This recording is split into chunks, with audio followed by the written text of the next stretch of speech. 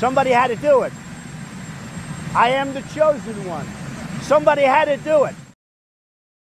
None of these niggas have motion except for me. There has to be one real nigga left in America, in this damn country.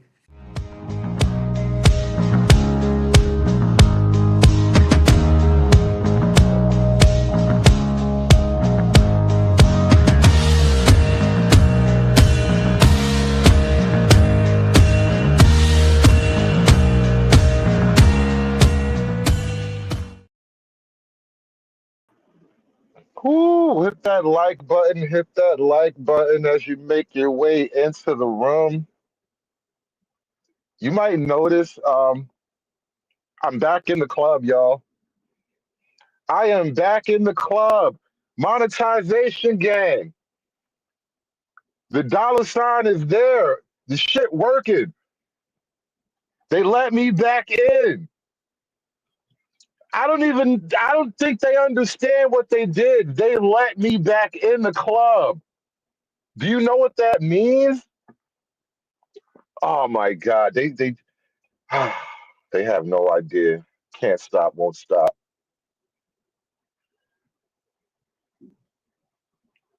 Got to talk about a few things though. Let me not get all excited.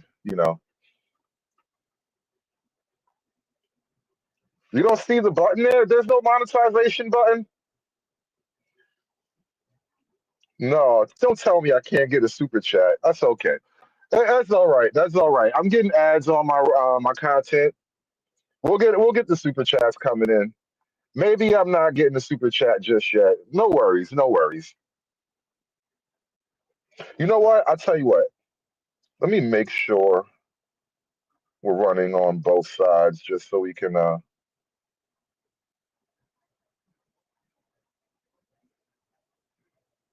just in case. Wait a minute. Wait a minute. No super chat button. All right. All right. No worries. I'm gonna put the other stream up just in case anybody felt generous. Let me make sure we got that going. But I did join the club though, so we're gonna have super chats over here any minute now. It's only a matter of time.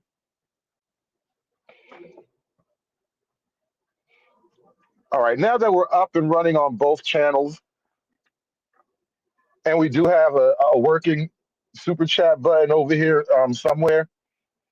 And then this is probably for the best anyway, because I've been thinking about it. I want to do pretty much the majority, if not all, of my live streams on my other channel.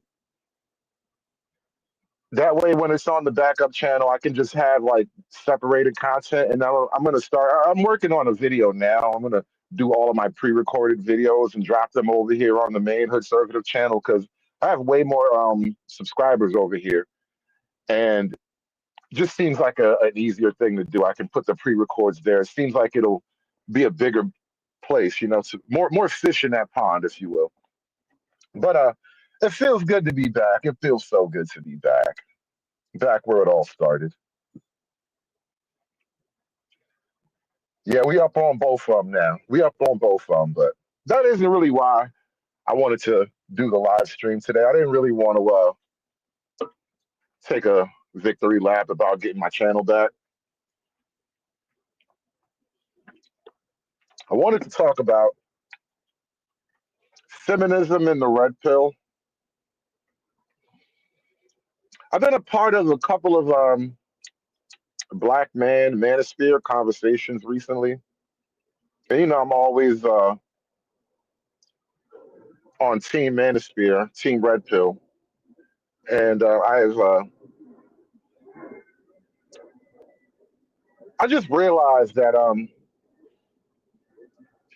the other team, the pro, I guess pro woman, pro blue pill, maybe you could call it. Blue pill is in retreat. The blue pill team is definitely losing.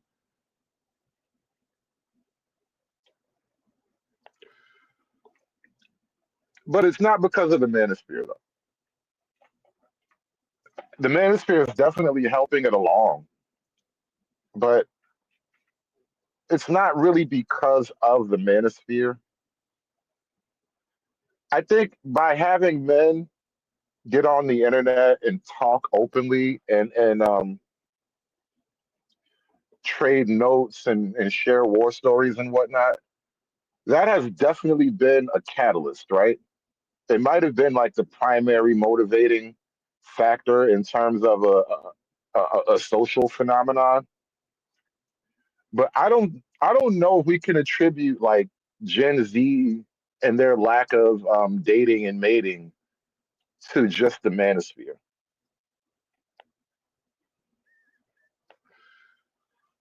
And I'll tell you why.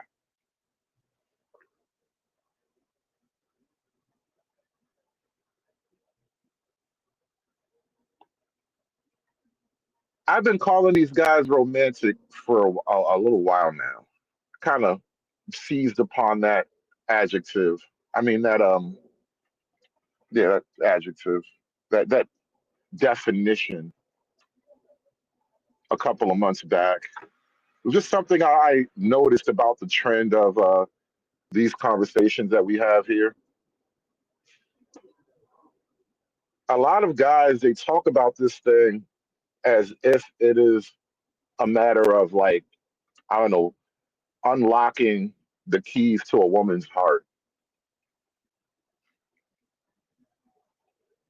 and therefore modern men have failed in our supreme task, which is unlocking the keys to the heart of the modern woman.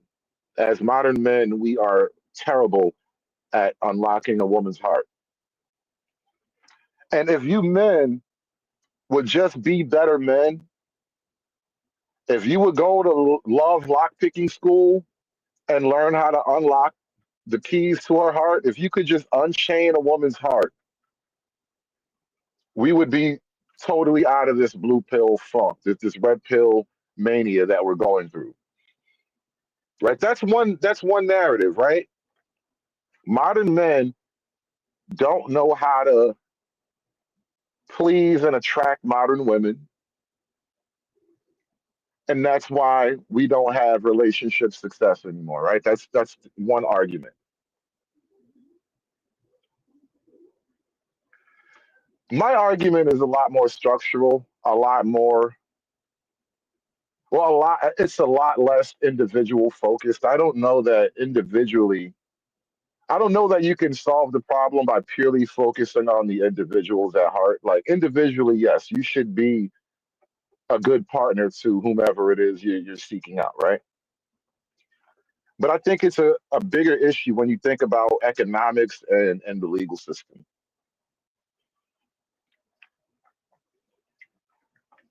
And all of your manly, masculine chiding, it doesn't change economic and legal realities, right? And then there are social dynamics that kind of get reinforced because of the economic and legal realities. Like a really simple, easy example of that is men hitting women and women hitting men. Women generally don't feel it is like a moral wrong if they like slap a man for any reason. It's not an affront to polite society. Nobody's going to get kicked out of a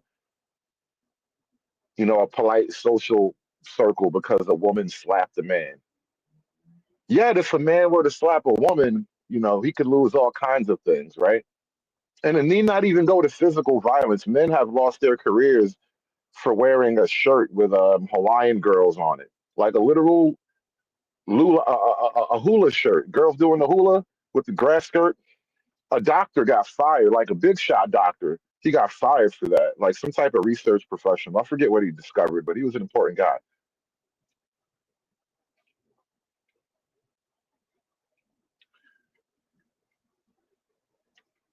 When you have, for the first time ever, women as a group are economically competitive with men as a group, it will completely change the economic landscape of the people that are operating now in this environment. I mean, not the economic, I'm sorry, the romantic landscape. So like, and when you get into like this manosphere thing, because people have this need to criticize the manosphere for even existing, right? But the manosphere is explaining basic reality when people don't want men to understand what's happening around them. So, for example, the 80-20 rule and the idea of hypergamy, women seeking to date up and find the best possible partner. The idea is that, and this is where the manosphere has sort of coalesced to kind of refine this argument based on objective data. If the women are making roughly the same amount of money as the men, not only does quote hypergamy kind of become distorted, also if you throw in like the government benefits and all that, it distorts the very idea of hypergamy. And on top of that, women tend to want to date upward or slightly across, but mostly up, right? Women tend to want men that have more or superior qualities than she has as a woman, which is, 6 foot, six pack, six figures, that kind of thing. So if a woman makes six figures, she wants you to make a bigger six figure than her, right? If she makes a mill, you got to make 5 mills. That's the type of logic that we kind of have in the modern world. And so, like, a concept like wholeflation comes into play now, where the modern woman feels as though she has the right to demand more and more and more because she has more. And so, because she's starting out from a higher level than maybe a woman 75 years ago, she says, well, I deserve all these other things. But in return, she's willing to offer less as a female partner than a woman 75 years ago was going to offer. And so you get these things like wholeflation come into play where you're expected to do more and you're going to get less in return. You don't need the manosphere to explain that reality for men and women to not do well romantically in that reality.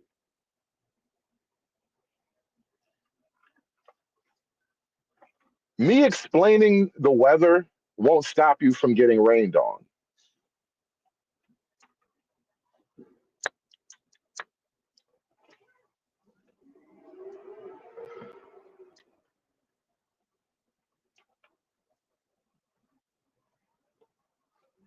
The weather is going to do what the weather does. And I think a lot of people have put a lot of blame on the manosphere and on the men in the manosphere for having a big mouth, essentially, talking too much. The black female complaint is that black men have ruined their reputations.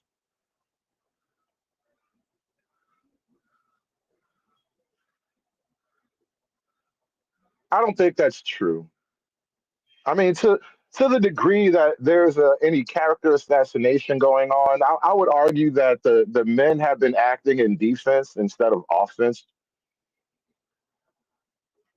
But I don't even think it's really about assassination at that point. I think what the manosphere ultimately has represented is men kind of giving our truth, as it were. And for a lot of men, our truth is bleak. Our truth isn't it's not the Disney fairy tale wholesome fiction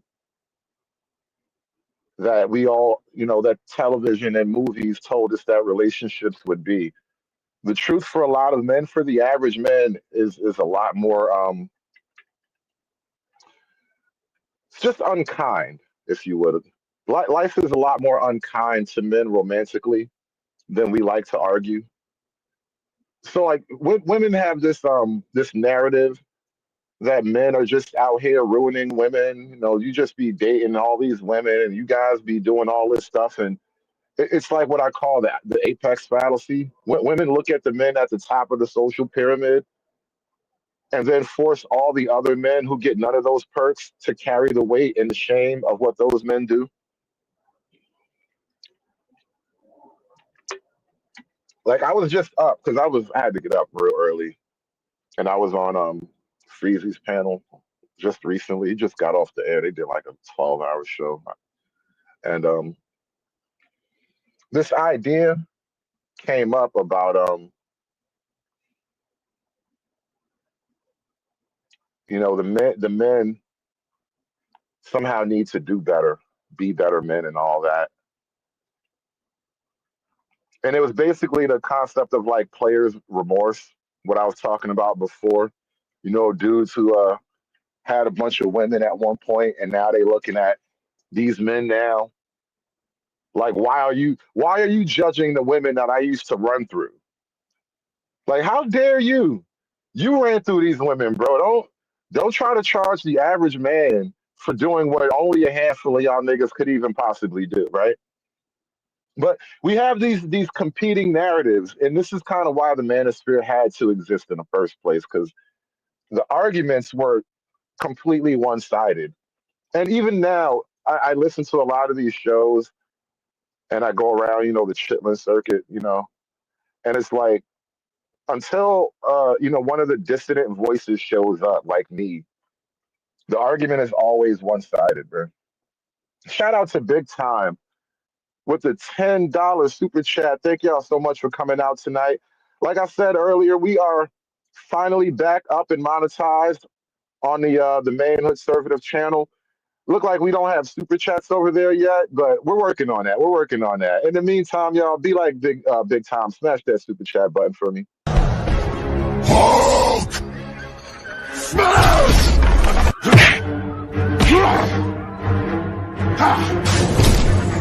Smash you!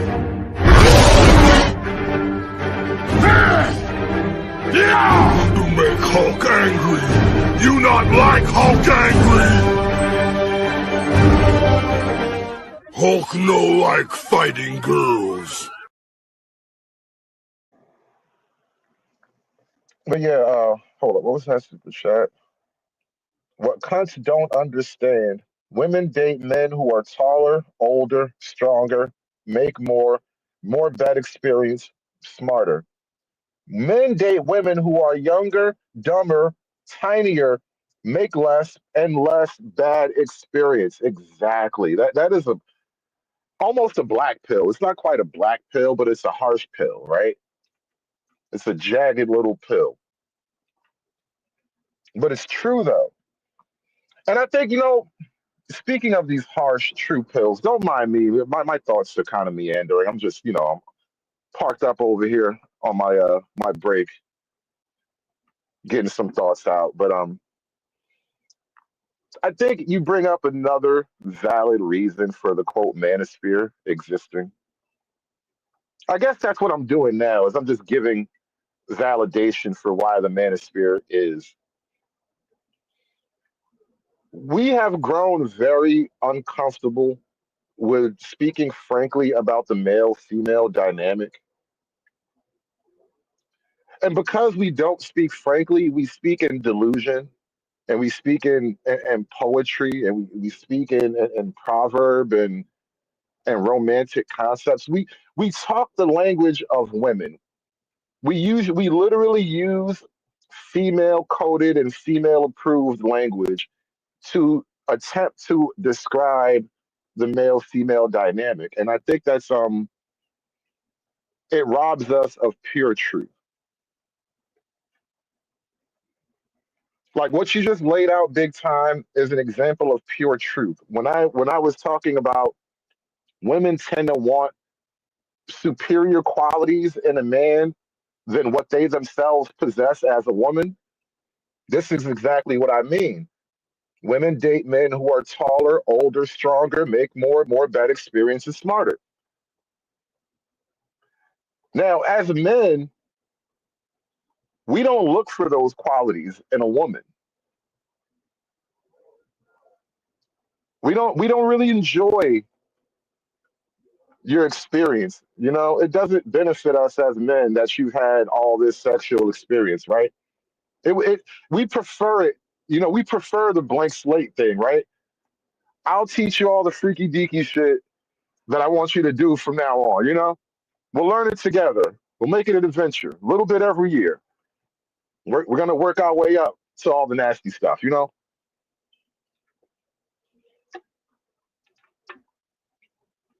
And there's just a dynamic that is at play between men and women.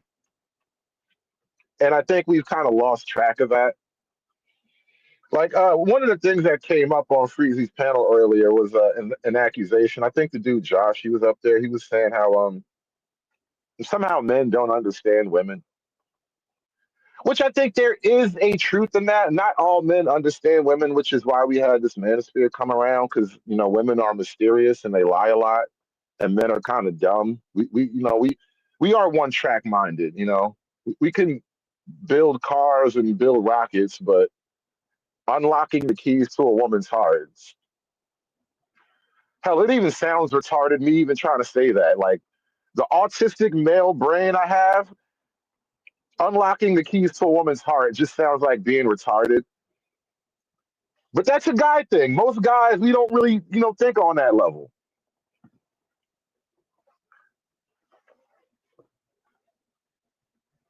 But we've really we've unlearned a lot of basic things. So like the dude Josh was explaining how men don't quite understand women. And I think that's a relative truth. But as a group, men have understood women for a long time. If you read parts of the Bible, wisdom about female nature will be in the Bible. It's better to sleep on the roof of your house to share your home with a quarrelsome woman, something like that. I'm paraphrasing. I'm not the Bible guy, but men have known the dark side of women for a long time. I think it might have been Plato or Socrates who spoke about making men and women equal. If you make a woman and a man equal, you make the woman an automatic superior. Because the man, unless we're just talking about straight up taking it, a man has to individually appeal to a woman to win her favor. And if you make her his legal and his social equal, she now has an automatic leverage that you have to bend everything toward that goal just to keep her happy. And this is, 5,000-year-old wisdom, basically, right? So, Josh brought that up on the panel about men not understanding women. And I think it's only true in the modern. Men have unlearned women.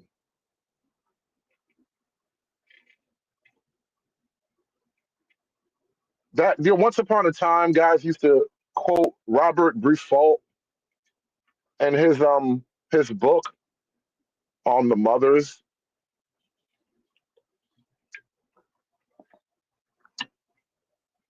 and his observation that throughout the entirety of the animal kingdom, human beings being the shining example of that, but throughout the entirety of the animal kingdom, it's the mother and not the father that shapes the actual dynamic of the family unit. And also throughout the entirety of the animal kingdom, any relationship between the mother and the father is completely at the mother's behest. And it's totally contingent upon some type of exchange that the father provides. And at any point, if that exchange is not being met or is no longer required, relationship between a mother and father is no longer required. This is 100-and-something-year-old text from a a white guy who just studied shit all day long. He decided to study women. He was like, God damn, these bitches are fucking interesting. Like, men used to understand women, and we didn't have to be politically correct in our observations about the basic nature of the male-female dynamic and the exchange of male protection and productivity for female chastity and domesticity. That has always been the deal. And now, because we think we're modern, it's 2000 whatever, somehow we've forgotten the basics of the deal.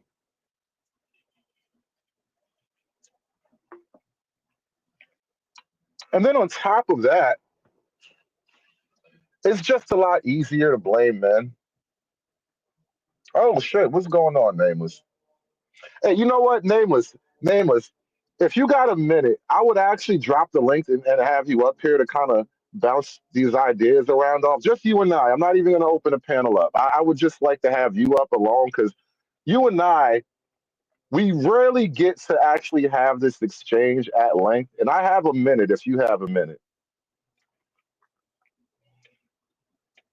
Because I think quite often I come onto these panels on the Chitlin circuit and I present maybe a point of view that does not offer me, it does not win me any friends. It does not buy me any charity.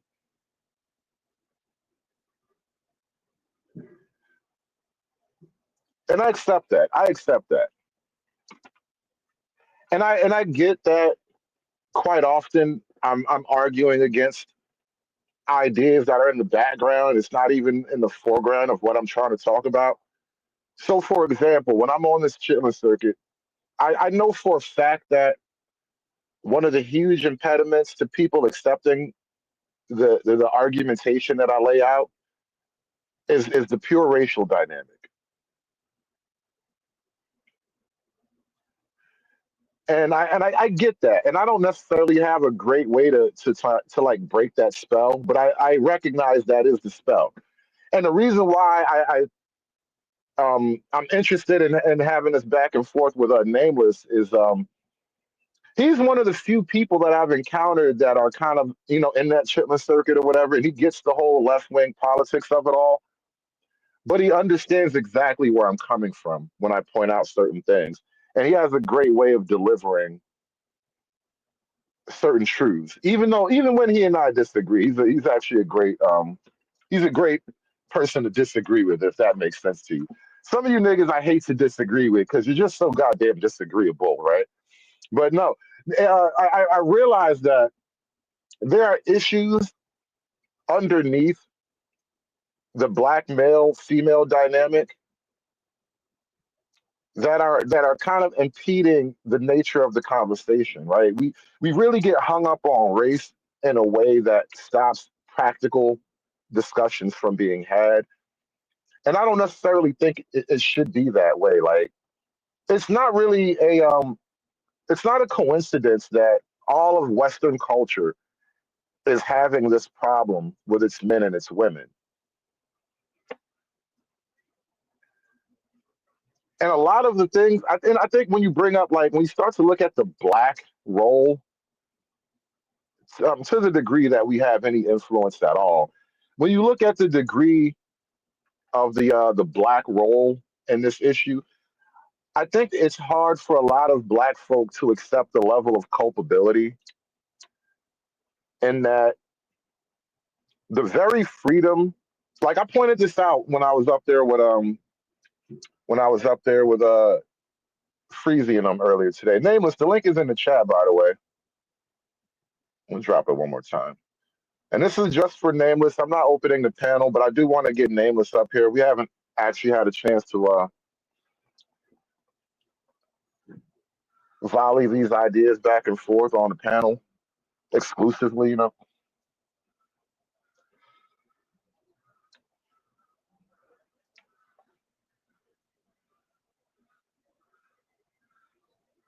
But I was trying to explain to Freezy and damn, I think I lost my train of thought. But this issue between the men and women. This is what I was telling Freezy and you can't avoid the politics of it because on the one hand, you dudes are talking about like black men leading their women, and all you got to do is be that guy. You got to alpha your way through it. You know the typical shit, right? And I pointed out to him that black men are unique in that we are the only group of men that basically follow our women politically. And so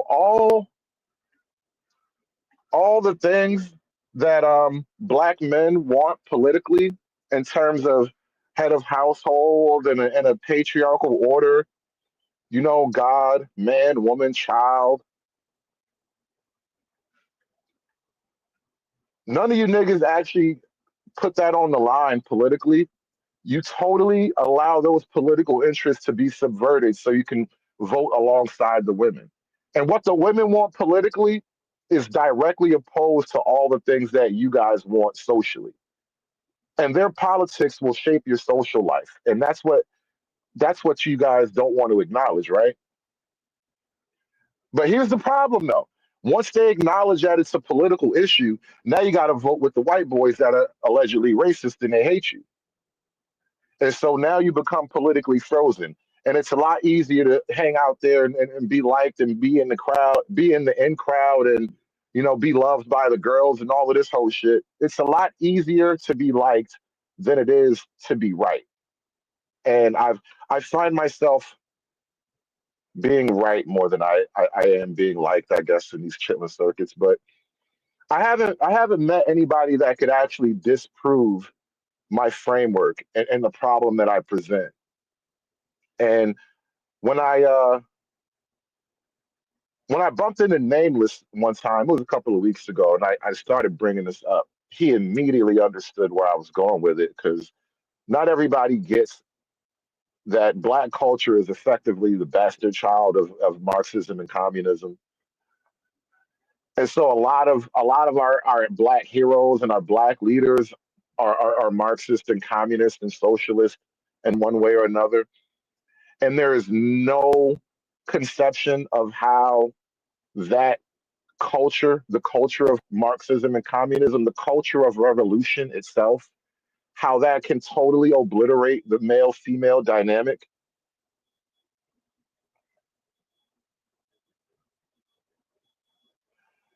And I've said this before, years ago, I was looking into like the Black Panther movement and that whole revolutionary era. And they kind of like went out of their way to basically make women into warriors because the idea is that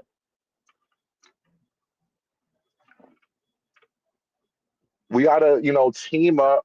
We gotta fight the man. The revolution needs every all hands on deck. A woman can fire a rifle just as well as a man. All these ideas kind of got introduced for the sake of revolution, right? And we turned our world. We embraced the idea of equality and feminism. One, as a rejection of the Christian patriarchal white man rule, right? Because those are the white man's rules. And so, because the white man is Christian and the white man is patriarchal, we have to be like some pagan moon goddess, Mother Earth worshiping revolutionary niggas. And the overall effect of that socially is that you turn the women into warriors. And warrior women look cool on TV, right? Like when I was a kid, Xena the Warrior Princess, that was fun. Watching TV shows and movies where, some little skinny girl kicks the shit out of a bunch of dudes, that was fun. I've been watching Kill Bill a lot lately because I've been thinking about Kill Bill. The storyline of Kill Bill is actually very subversive when you think about it. And there's a whole nother line of content I wanted to do about Kill Bill. But with Bill, with Kill Bill, you got the battle with the crazy 88, and she's wearing her Bruce Lee, her little tracksuit or whatever. Like that is pure cinema bliss right there, right? But it's a fantasy. It is pure Hollywood. And we took this idea of the revolutionary woman and we made it our culture. And the problem that we're all kind of living through, not that we're all revolutionaries per se, but we've kind of low key just been in a simmering low level revolution ever since that era. Warriors are not supposed to fuck, bro. That literally ruins the war. And so you either become warriors and you win this war, or you be men and women and you live as men and women.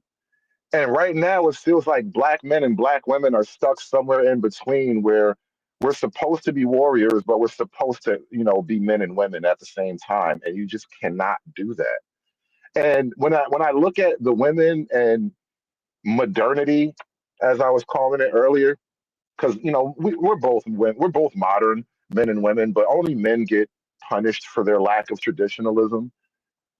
The women, if you let them choose, because that's what voting is, they get to choose now. If you let them choose, they will choose to stay where we are. And I don't think that's a pill that a lot of black men are comfortable swallowing. Like the work that has to be done in order to get things on a productive track again, the women can't be expected to help right away because your initial job is to oppose them, and that's a losing pill. A lot of dudes don't like that. Nobody wants to be the bad guy. Everybody hates being the bad guy, but they want to have all the things that come from being the bad guy. That's just not going to work. You need people like me so you can point your fucking fingers and say, that's the bad guy. Fuck you. You're all pricks. Hey, Nameless, what's going on? I want to welcome you to the show, first of all. And then, secondly, I'm going to give you the floor for a couple of minutes because I got to run inside and go punch this clock because I'm on white man time right now. So I'll be right back, Nameless. But you got it, Mike? Your mic is good? Think so. Microphone test. Am I good? All good, all good. You got that $1 million mic. Fam, I appreciate you having me up, man. I was not prepared to have a conversation about this. I was just kind of strolling through the YouTube streets and saw you were on, so thought I'd poke my head and see what you guys were doing. It's funny. I was actually working on compiling a report on the government shutdown and doing research on representation within the federal government workforce. And what this is doing, or really the reasons that are animating a lot of these changes we're seeing, because there's a lot of demographic shifts I'm beginning to really perceive right now, starting with a genderfication of politics, which I think is beginning to relate to the point you're highlighting here. It's interesting that it was already noted that within Gen Z, there's absolutely a demographic shift towards women going center and left and men going center and right. Just inherently, that's generally beginning to happen. But what this government shutdown is beginning to show, and a point that I had made on the Roger Report a little while ago, is that the federal government for a while has been acting as a kind of de facto provider male. And in a lot of instances, because it's what initiates the direction under which those resources go, they're acting more like an alpha in the traditional sense that was understood. Now, I wasn't trying to lean in on the way that gets misappropriated. What I was really highlighting was a misunderstanding of concepts that have been presented for grievance, especially with some of the circles that you were talking about earlier, Hood.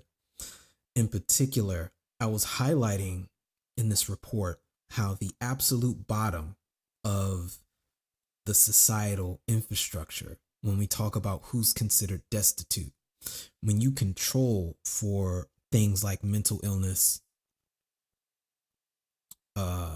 drug abuse, and veteran status, you find that men overrepresent the absolute bottom. And it's important because if you take people making about $12,000 a year or less, look at those people who are not getting subsidies, then you begin to see men are all over there. Then you go take a look at the level immediately above that. And when you consider the level of subsidies that are supporting that, it's to a point where they've created a separate social caste. And I noticed a pattern here where a lot of these women don't necessarily have education or not anything beyond high school or some college. A lot of them do have children. And the numbers are so much so that the moment you begin to remove those programs for whatever reason, which, the case study of the government shutdown is beginning to show, the leading reason to maintain those things has been because of the millions of people who are going to be suffering from it. I think the numbers are something crazy like 43 million when we look at WIC and SNAP alone. And again, these things are emergent from old school New Deal policies that have just transferred over here to the present moment. And I think November, a lot of the federal funding and appropriations for a lot of these things are about to lapse. So for the first time, the state and donations and local governments are about to have to start picking up the slack for this. And it's already exposing this dichotomy. I brought that up, and it's important because these are programs that are gender-based, and they are asymmetrically influencing and benefiting women because the family model has decided to be women and children. And we understand that's a relic from the old apoptic contract of exchanging, by way of men, a reason to participate in society by having a reasonable expectation of family, which is that whole safety model. And then exchanging that towards women, a measure of safety that can happen as a result. And if that safety can be disproportionately handled by the government, you need to find new ways of incentivizing people.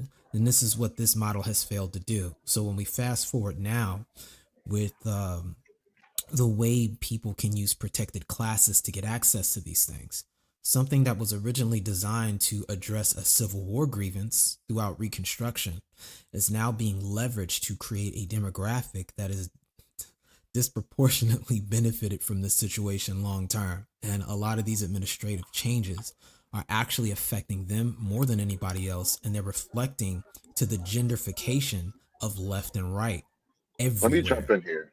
Yeah. That term, genderification, um, I think you're coining a term, perhaps. I've never heard that particular word, but I know exactly what you mean. There's an article that's come out recently that I've heard people do some content on where a woman was sort of just lamenting the feminization of the culture at large. Because we understand there are certain rough dynamics about how men function as a group and the kind of rule system that men tend to create. We haven't really had a look at how that works when women get to run a group and operate with full power up until just now. The modern world, we have a lot of examples of that. And what she was talking about was how when you get a lot more women in the educational system, like just as students at first, right? You start to change the nature of education to accommodate the female students. Then those students graduate and they become teachers, and you further, solidify and cement these changes. And then now those people are graduating, going into the corporate world and into government, bringing those changes that they had in college, feminizing the government now. And so it is kind of becoming like this feedback loop where just the female spirit is dominating everything. Well, let me give you a little context to that. We'll use the federal government as an example. Well, just the government in general. When you take a look at GS scale 1 through GS scale 10, I think it's something crazy like 66% of these positions are filled by white women. 66. It's a goofy number. I think when you look at the absolute number, white women make up about 23 or 24% of the government. And if you combine the total number of all black people in the government, male and female, you combine those numbers, there's still more white women, which should tell you something.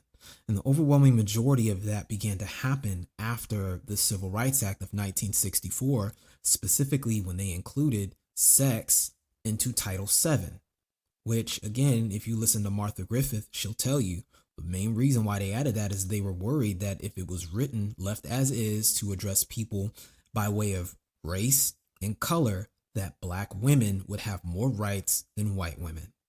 So when they introduced that to the bill and let it fly rather than let it tank like it was supposed to, the emergent property was you've created a pseudo class, which feeds into the Marxist concept of redistribution and classism, which you were mentioning earlier. It gives it a legal basis to establish class because it didn't really exist in the traditional sense, in the legal Can sense we prior to then. can we focus on something? Because I know the white woman thing is factually true, but I'm not sure how much of that dynamic of white women working in the government has an effect on the black male female dynamic as the overwhelming overrepresentation of black women that either work for or receive benefit from the female government. And Well, I it does think matter. that, I'll okay, well, qualify tell me that. how it does fit in, please. So I'll qualify that in saying that they are the ones that established this political model that black women are currently running right now. It's the original Yeah, I agree. software that got reappropriated into what's being used now. So and this is me using systems thinking. I like looking at where the original model came from because what'll happen is when people copy and paste and they don't ever consider why. I don't think any of us can think of an instance where there was a black male led Salem witch trial or a situation where black men were able to systematically deny economic opportunities for black women because they were black women. I don't think we can find any legitimate example of what would qualify as a patriarchy in black America, especially when you've got in the legal code this idea of the status follows the womb, which again, if that's the case, and we know that's been there since the freaking 1600s, the de facto classification of what you are is determined on who your mother was. So Hey, if real quick, there, let me interject with a brief historical sidebar. One of the first major cases that a black man ever took to court was literally him arguing that I have the right to discipline my wife just the same as a white man does. Because back then there was a little bit of legal cover for that type of shit. And of right, course he lost because he black. You can't discipline your woman. You're a nigga. which is a case in point. So my point is, we have never been in a position to fit the charges that are leveled against us. So much so that depending on who you talk to, we actually get that brought as a charge against us that we weren't on some muhaha type of time. So when we hear these ideas and demands for redistribution, to me it says this came from somewhere. And when I look at the middle class upper white female, especially from the 1800s, this makes sense because they sound exactly like the intersectional feminists the way they're speaking today. That's why I use them as a I point of agree with you there. comparison. You understand where I I'm agree coming with you from? there. I do think you're absolutely right in that the white woman has used the black woman as a sword and a shield for her own political agenda. However, the reason why I wanted to focus on the black woman role, all of that withstanding, I do think the black female they have their own politics within that larger politics, and that's kind of the invisible game between black men and black women. As much as women talk about men being leaders and providers, their politics is going to kneecap your leadership and your ability to provide. It provides a catch 22, and that's kind of why I call it schizophrenic. So, because it's modeled after the white female grievance model, here's how this gets messed up, and it ties a little bit into what you were mentioning with Robert Briffault. The idea is that if you exist on an axis of male, white, economic astute, and heterosexual, that these are modalities of being that exist in a state of privilege.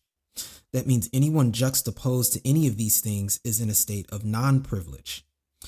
Therefore, to establish so-called justice, a revolution has to be done to redistribute the so-called privilege to the non-privilege. Now, here's where it gets interesting, because they're not actually following equilibrium or balance, they're following equality. It means they put themselves in a position to where they selectively end up being imbalanced, but the past state of being privileged justifies continued infinite redistribution. There is Well, no end game. I think it's a superior form of equality, which is why they call it equity. They don't use equality anymore. It's equity now. Oh no, no. I know, and I'm showing you the mechanism that they're using the Marxist model of redistribution to make these claims. And it's important because the key here, the so-called trick bag, is the fact that since they have labeled this particular line of effect with having privilege, that past state of being privileged can then be leveraged again for more future redistribution. You understand where I'm going now? So this is So why. absolutely. So if you're a black dude, irrespective of the fact that you've got some points that are juxtaposed, the fact that you are male and heterosexual, especially if you've got economic affluence in some way, instantly puts you in a position for redistribution. But here's where the schizophrenia kicks in. Because we know women are only going to be attracted across and up, the reason why these dudes are pushing for this affluence is to qualify for the things women are demanding. But in doing so, they then become the thing that is being demanded against for redistribution. It is a schizophrenic loop. You can't resolve this.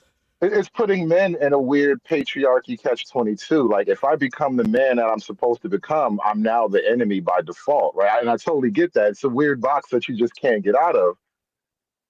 But they call it revolution. So even if you sidestep it, now you a bitch because you didn't go out and out woo-ha-ha the evil white man. Here's the other catch-22. Because see, the thing about patriarchy in and of itself, on a pure level, just objectively, that is a framework unto itself, right? But then for black people, black men and women, the patriarchy thing has a racial context to it. And this is where, like, when I was waiting for you to come up, I kind of brought this up, and I realized I hit a stumbling block when I talked to a lot of people about this. And you seem to understand the needle I was trying to thread perfectly right away. But a lot of black men, they can't really they can't add this algorithm into their logic. The problem with the men and the women, it's a lot easier to get caught up in the racial thing. And what has happened is for the sake of fighting racism and waging this revolution, we've allowed the women to gain more and more social and political and economic ground, while the men have gained nothing, have lost technically. And the black men that I talk to have no way to really approach that idea because we have to defeat the white man. All else comes secondary or never matters at all because we haven't defeated the white man, which now becomes a fucking white whale. It's like the Moby Dick thing where we're on this mythical quest to do something that probably doesn't necessarily matter in the grand scheme of things, but you got to do it. But the worst part is we could do this, but we get punished for actually succeeding and taking steps to create black men who could win that fight. That's my problem with it. We are actively being held back from even trying to go that route. If that's the route everyone says that they want, which tells me it's not really what they want. They want the perpetual redistribution argument, the perpetual, this state of privilege that existed in some way, so people wanted to be heard and seen, and so now you've got to do this constant delineation of power you never actually had in the first place. And in the best case scenario, you end up centering women in the culture to the point of being matrifocal. And I think that is a bigger trend with liberal democracy as a whole. And when you start getting into the objectives behind the Frankfurt School and how they decided to use culture as a mechanism to create these systems of destabilization, you begin to see these patterns emerging. I'm a short this by just simply saying this is a large reason why I say or came up with the concept of political Mandalorianism, because I think we had the right idea during Reconstruction. And the problem is that was also the time we got betrayed. And I hearken back to the point that we saw with Ice Cube when they made the delineation that black people aren't black people. They're black men and black women, as Ice Cube found out. And they've been operating on that since that time. And we just never got the memo. And I think, I'll say this last point, you got it. I think Dr. Tommy Curry had it right when he was highlighting this idea of flat blackness. And it's that flat blackness that gets us tripped up. We don't realize that we have to get ourselves in order as black men first and pursue power because we don't have an option. And then what we see is the emergent behavior of people around us. They either are against it or they're for it. And in my anecdotal experience, my immediate surrounding has made very clear where they stand on that. They've rocked with me or if they had a problem with it. And if they've had a problem with it, so far they haven't had the power to stop me. And I think that that's the message we've been missing in aggregate when it comes to these things, because it means coming to two major truths, confronting what our mothers told us and observing a pattern we see amongst us as a demographic. And I'll contextualize this and you can add your perspective on this, Hood. I noticed that we tend to empower our girls more when we have them, like our nieces even, than our sons and nephews, because there's an assumption that they will need more help than the son will. And what we don't understand, I think, is as a consequence of that, these boys are left to figure it out on their own. And it creates I want to call it false competency. And I want to be careful about this because there's a lot of potholes here, but I think you get what I'm trying to highlight here. There's a tendency for us to over prepare the girls in ways where we probably should be spending more effort on the boys.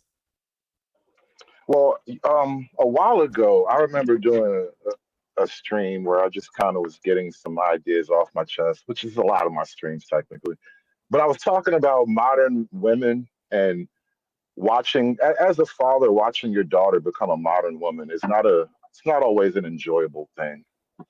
It's just, there are things about modernity that I don't like for my daughter. Give me one sec here. Hmm.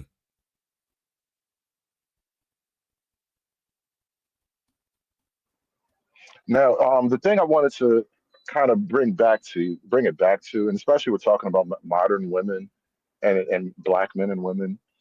One of the reasons why I kind of landed on this particular image for the thumbnail, this is from the Thunderbolts, where she's stepping off that building. I think black men in general, but we kind of framing this about black men and women. Black men are really uncomfortable with the idea that it was the women who kind of stepped off first. And because it was the women who kind of stepped off the ledge first, what the men are going to have to do now is also step off the ledge, but we're not going to be stepping together. And we have to kind of go somewhat in our own way. Like we have to go forward apart, but together, if that makes sense. Because the only way for us to go forward together is for black men to kind of carve a path on their own. That is for black men to be successful and to have leadership positions within their own domestic circles and their own social circles and all that. You kind of have to destroy in order to build again. And I think for people to get what they say they want, they haven't really acknowledged how drastic it's going to have to go. Because from where we are right now, the hole is so deep. Well, and this is what I was working on this morning. Here's why I hesitate on acting on that piece in particular. I think that because they chose to use the Title VII model of pseudo class or protected class, and they've forced the issue where civil rights then can become this thing where you start stacking identities on top of it like Jenga blocks. I think that the fundamental issue is it leads itself wide open for the fourth industrial revolution to not only take it over, but to make it a moot point. And I'll qualify this by bringing your attention to the last election. Abortion was one of the leading topics of discussion. In 10 to 15 years, when artificial womb ectogenesis and this stem cell mastery becomes a thing, do you think there's going to be room for people to really care much about abortion when they can make egg and sperm from skin cells? Because they can take your skin cells, turn them into stem cells, and and flip that and just put you in Yeah. in vitro. Do you see where I'm going? I When saw you've they got kind of cracked the code on that recently. It's gonna get ugly soon. very quickly, and it's going to be, it's not here, no one knows about it, till all of a sudden now you've got insurance that's covering it.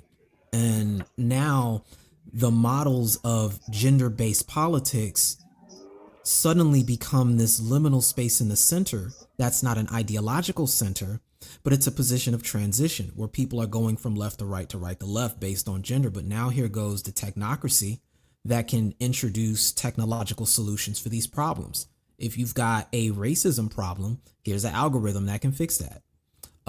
Their immediate oversight would probably be, okay, well, as long as we've got a person that's hitting the green light on that, or there's open transparency and you can read the logic as to why a decision was made, people are going to go for it. When you've got situations where you can now use gene editing in real time to start editing issues that would have been related to race, where are you going to put your race argument at that point, especially starting with people who can afford it? These are things that civil rights has to address because it's the only thing that's robust enough to even give you context for it. People just won't have Hold time for the on. things people are talking about. I'm thinking of a meme in my head with that evil scientist, that Chinese doctor. And I was just picturing him in my head like, we will eventually create a super nigga. Like Bruh, it's mathematically impossible. We will create it. Like it's a destiny at this point. it's Science probably will unlock the super nigga genetics, bro. it's probably some lab in the middle of the Pacific Ocean, in the middle of nowhere, where they already got just a league of folks ready to roll out, and we don't even know. I'm telling you, like, it's what Palantir and all these other top 7 technocratic entities are doing right now under everybody's noses is insane. If you look at just the research alone that's gone into AI and autocratic governance, just look up autocracy, fam, and governing algorithms. They want to put Well, this. Go ahead. no, I'm sorry. I wanted to interject with something else because who can stop progress and all. So I'm not going to try to be that guy. But I think there's an argument to be made about so-called humanity, like the thing that makes us human on an intangible level, not just the physical, biological thing. I wholeheartedly And agree. what I think is ultimately happening is women, more so than men, women are losing their quote humanity. Women are being devalued hard. Like first, it was in the quote sexual revolution.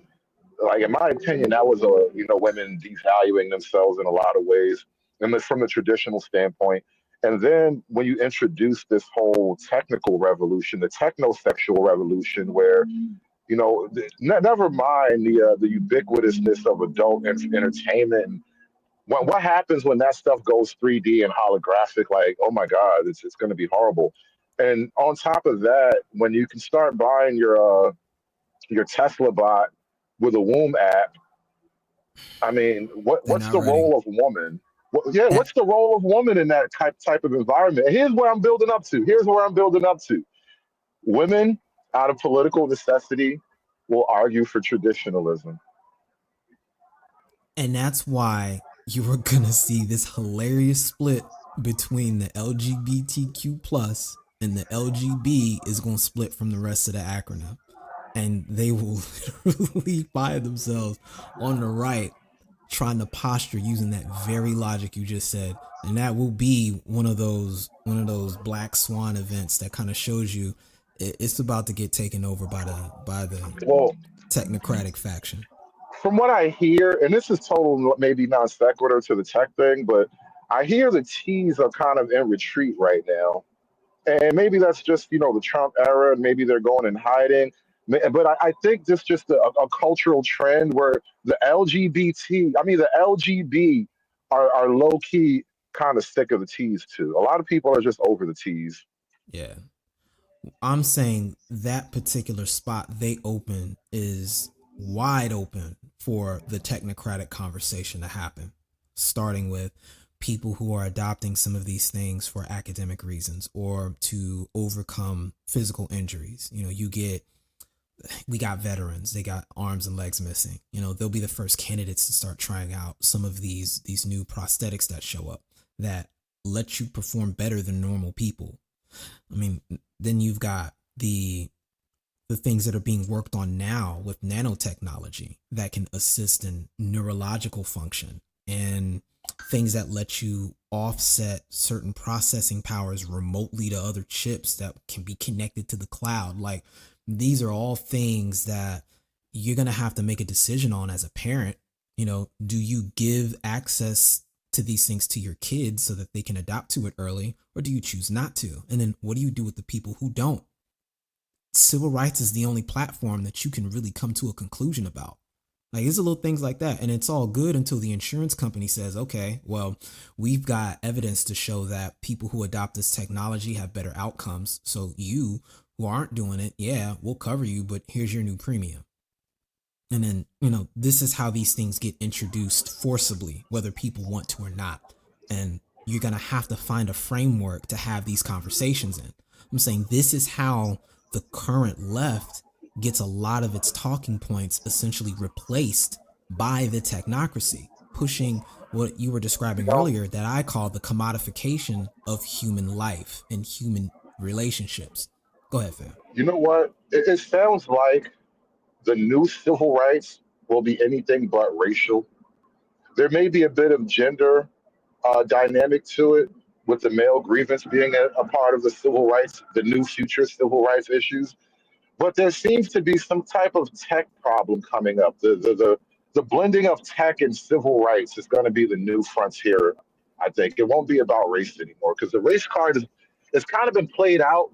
And my argument is that the racial issues that can be worked out legally, for the most part, have been met.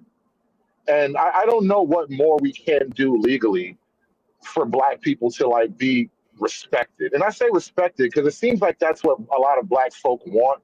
They want respect by the power of law, and I don't know if that's ever going to work. But in terms Look, of just let me law help and you. access and all that, I think we did that. Let me help you. Go Google blue vein societies, and every question you ever had will be answered about that. Because I really think that's what started all of this garbage. Well, there's another issue right there. There's class and well, when you said flat blackness earlier, I don't know if you were including class in that, but I think that's a huge part of it. Black folk have this assumption. I was arguing with somebody about this the other day. Like, why should I assume that Jay Z shares my interest about anything? Do you realize who Jay Z hangs with? The nigga literally, he does shows with the Illuminati chick. Like, bro, why is he an ally of mine? He is not. That's digressing. All I'm going to say is we've got a lot of moving parts. I think there needs to be a conversation about Jim Crow, because I think the way the South saw it and the way the North saw it was not the same. I think that the concerns Black folks had were multifaceted and they were a lot more nuanced in the way they were being presented. And I think that because academia got the microphone and got the wheels, it got to put itself and take credit for certain things that it wasn't actually responsible for. And it decided to emphasize certain points that really didn't reflect what greater Black America was actually concerned about. And I think that's actually worth investigating because it will explain a lot of the inconsistencies that emerge as a result. Because depending on where you lived at, you were hearing different issues about the separate but equal conversation. And somebody from Philadelphia was not saying the same thing that somebody in Mississippi was talking about, let alone Alabama.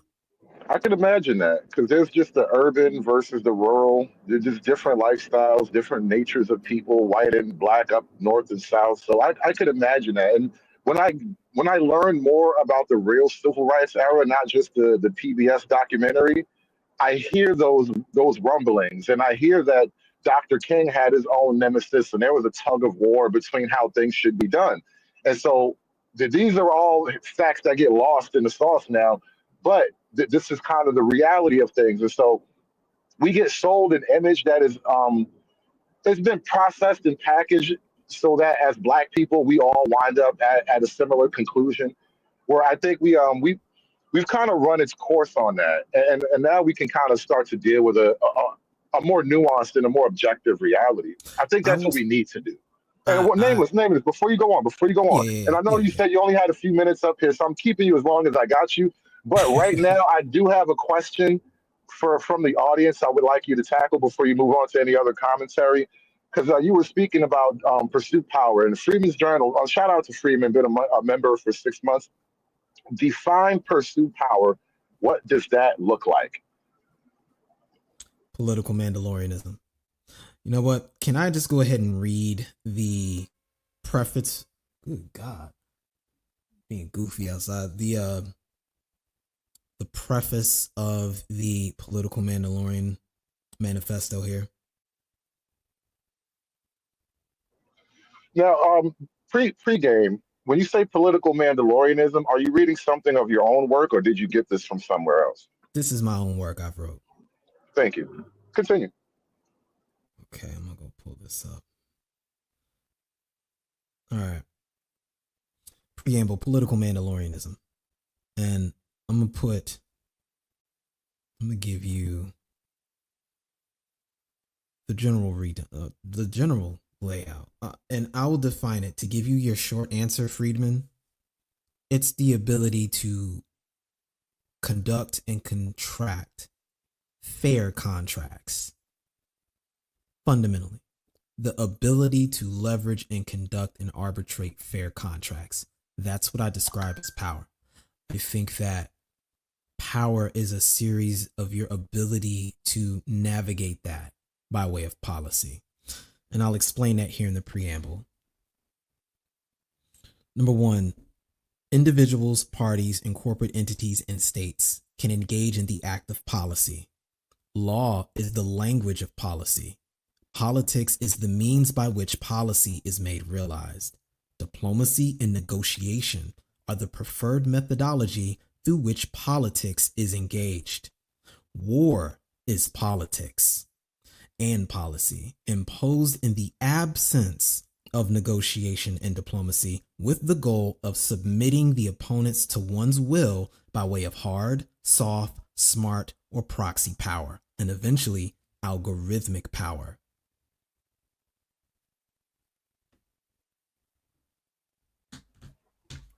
That's actually very, very sharp. I'm happy that that's totally original. One of my critiques of the black space is intellectual. Our intelligentsia is quite lacking, I believe, and so I'm quite impressed that you came up with that on your own. I uh, Carter I G. totally agree. Woodson did a book called The Miseducation of the Negro back in the 30s. And I think a lot of what he said back then was in direct response to when intelligentsia got corrupted and why. Yeah, it happened a while ago. I think it kind of started out that way. Maybe that was the origin. That was kind of the purpose of creating the intelligentsia. They were already captured. Um, we have a question on the screen, but before we get to that, I just wanted to throw something at you. In light of all that you laid out in your treatise there, I would argue that all of the groundwork has been laid for those things to happen. The only thing missing is will and dedication and execution. You I have to agree. want it, you have to commit to it, and you have to put it above everything else. And it's that kind of commitment that's really lacking. And this is why I'm so critical of the modern race dynamic when it comes to politics, because we're forever locked in the begging position when we should be in the acquisition phase. Let me read to you this part on contracts. It's a little bit longer, and if you can bear with me, I think I answer some of the points you have here, and it'll give you maybe some points to talk about in the future, because I believe that our fundamental problem is a lack of understanding stakes. I don't think we Um, understand the environment we're in.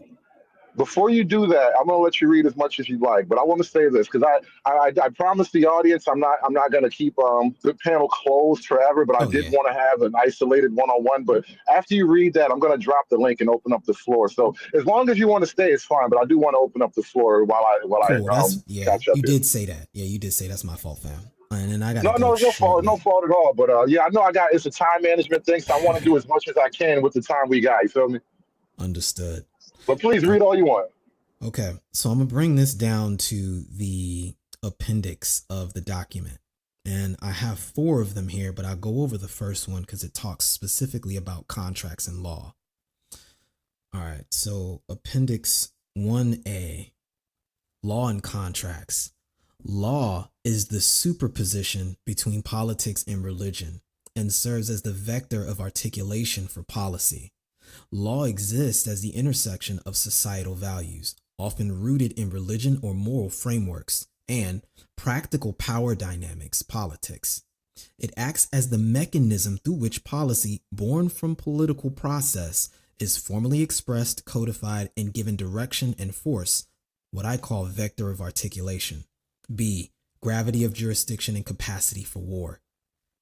The gravity of jurisdiction, determined by the agency and capacity for war of the policies involved, or parties involved, serves as the greatest influence in the vector of law.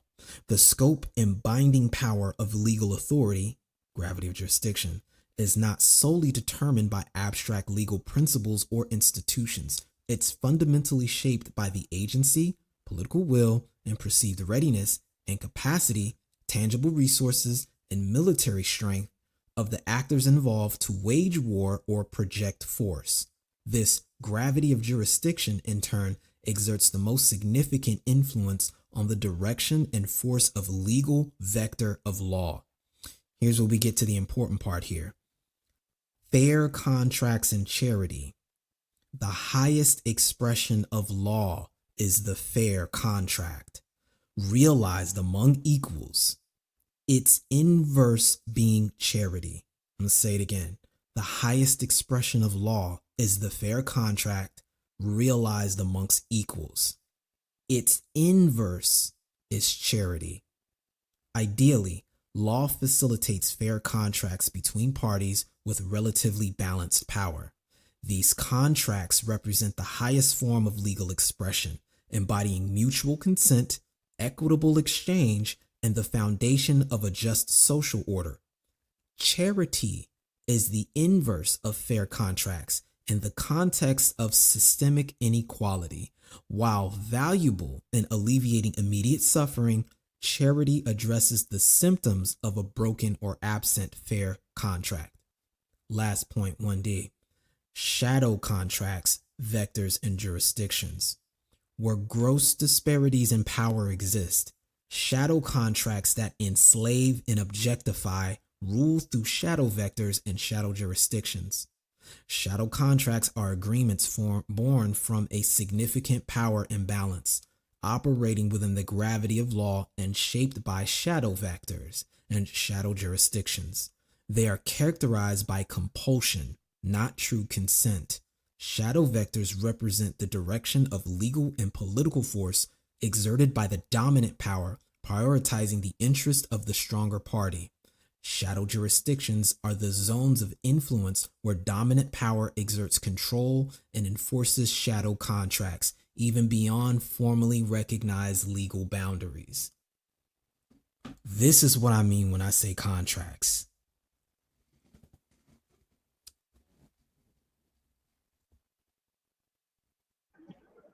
I want to say big thank you to KMS for the $50 super chat. Nameless Tax, big fan of your work, sir. You too, conservative. Thank you so much. And I enjoy thinkers. I really do. Whether or not we agree is almost of little consequence. I enjoy the process of thought in and of itself, and I appreciate the level of thought that you actually had to put into this. And I don't know that a lot of our black intelligentsia is doing this level of thought outside of the racial prism. You know, I get a lot of, deep thought and pontificating about race and concepts that bear little, um, they have no bearing on what it actually takes to run your society, right? And so what I hear that you're laying out is an ideological superstructure for how black people can govern themselves, which is kind of what I'm not a separatist in that regard, but I do think black folk need to understand the very concept of civilization and why things need to be a particular way, so that we don't just be like, oh, this white man things, right? Because I think you've worked out. a similar logic that has been worked out before. And I think black folk need to kind of do the baby steps as well. Yeah, and it's why I don't. And the link is in the chat. By the way, shout out to the audience. The link is in the chat. Excuse me, protagonist. One No, it's all last thing. good. The link is in the chat. KMF, consider that also the panel tax page. So if you got any intelligent, deep thought you like to combat us with, please feel free. But anything you like to add, the link is in the chat. Once again, shout out to everybody supporting the show. Nameless, I'm sorry I cut you off. You got it. Oh no, it's all good, fam. It's your show. So I will say that I look at race as a descriptor and not necessarily a point of identification, but a meaningful in-group, out-group modality. And I'll qualify that later. What I mean to say is where most people use race and make a redistribution argument, I generally redefine that as simple anti-blackness and understand it as a business model that's profitable, because these are all assigned labels that none of us came up with. We also can date when they came about, when they had legal precedence, and then when they became an identity.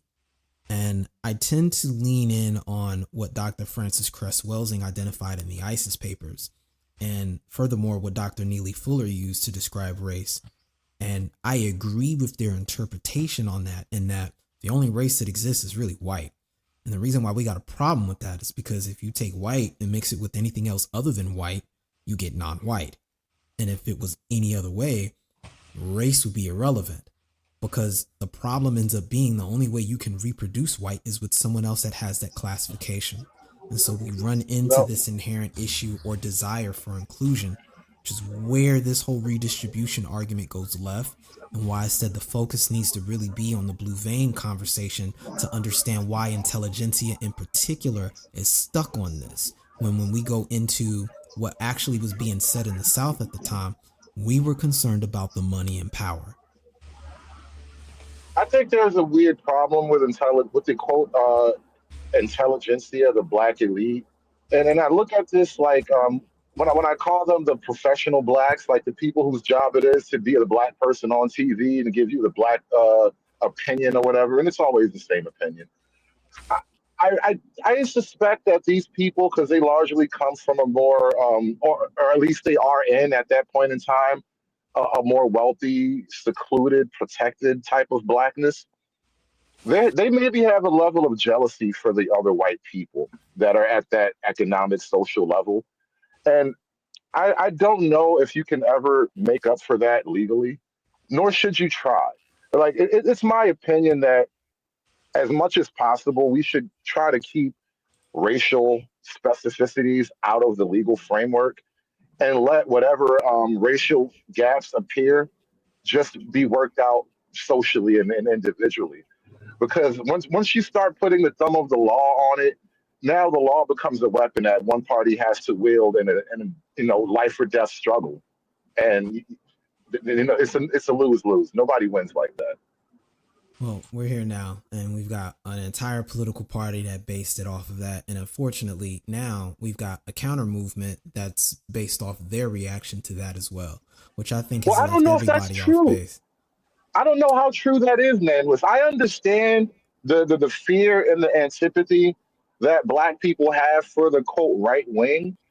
But now, again, when we were talking earlier, and this is exactly the problem that I was highlighting when we were talking earlier about the male female dynamic and the things that we want as men are not going to be supported by our political framework because our political framework is dedicated to the race thing and the women are only going to benefit from the race thing. We're right back on that. And here's what I believe.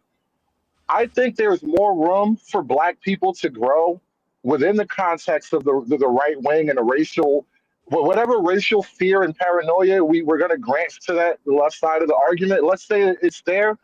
I firmly believe there's a lot more room for black folk to grow on a social, on an individual, on an educational level. And not only that, I would argue that if you go back pre-civil rights, black folk we were actually not far apart economically from white people If you listen to like Thomas Sowell and Jesse Lee Peterson, we were more married, more chaste than white people. We were more socially cohesive than white people. And this was all allegedly under the so-called thumb of the white man, which again, which is the time period that you and I both agree there is some dispute as to the nature of that grievance about that time period. And I think that we're all operating under a spell right now.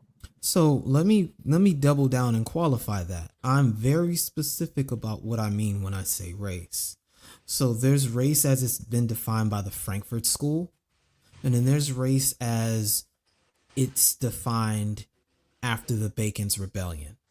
And black and white have real legal meanings and definitions. And what the Frankfurt School has done is this particular conflict was already beginning to resolve itself.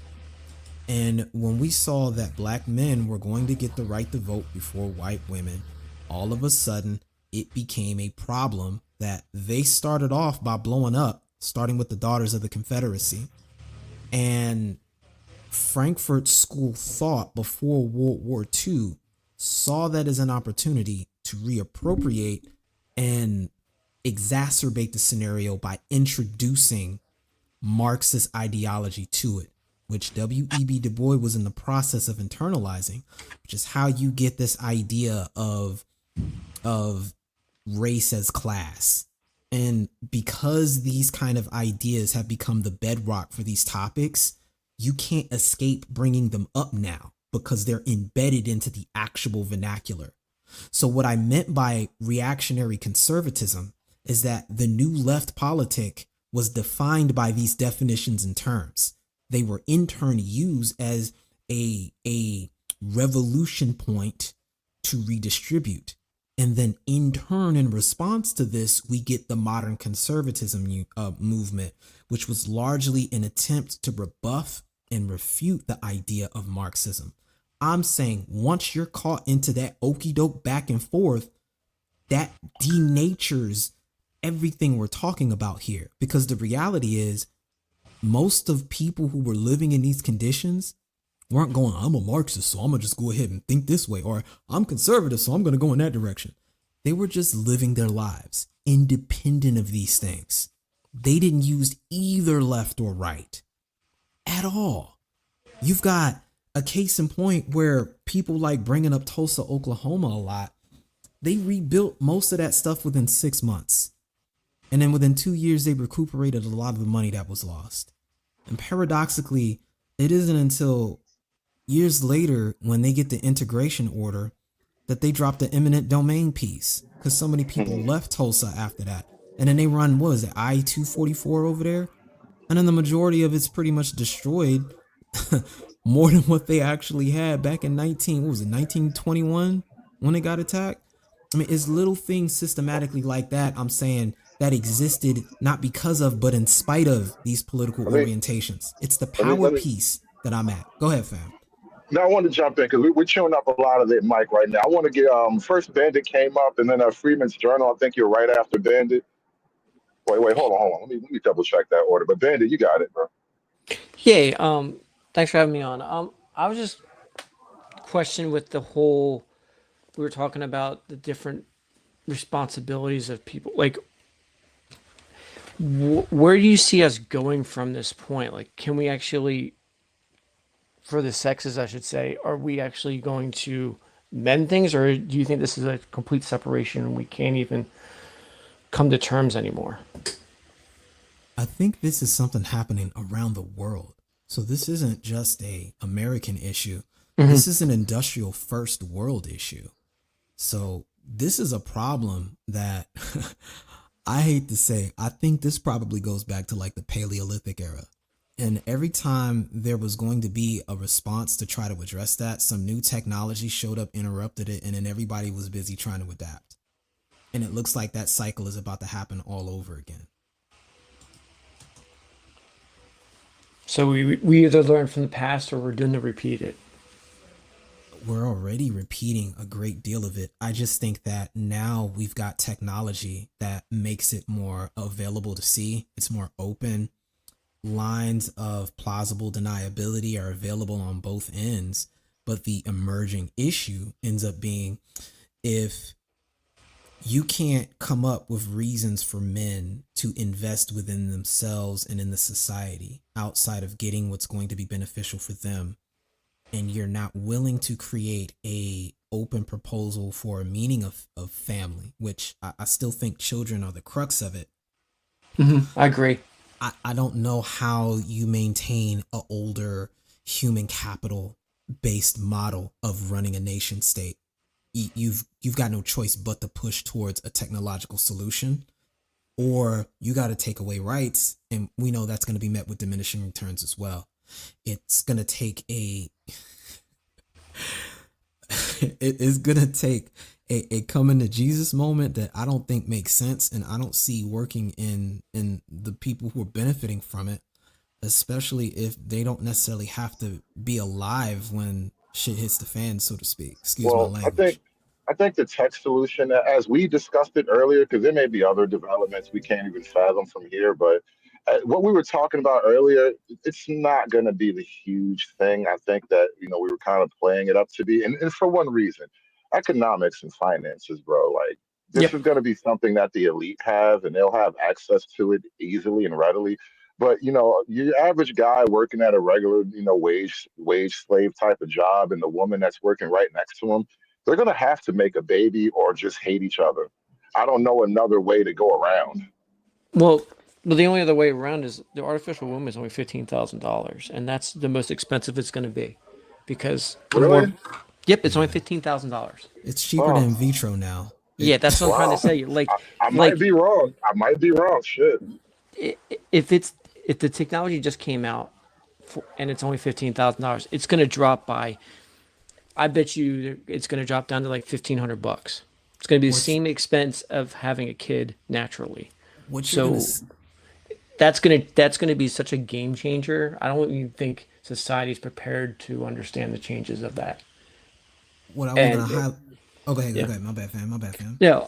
I was just gonna say real quick is when that happens, I think the quote unquote divorce of the sexes is going to happen, because then what if men want to have a family? We can just do it ourselves, and They that's never happened in existence, and I don't think we are prepared for that as a whole.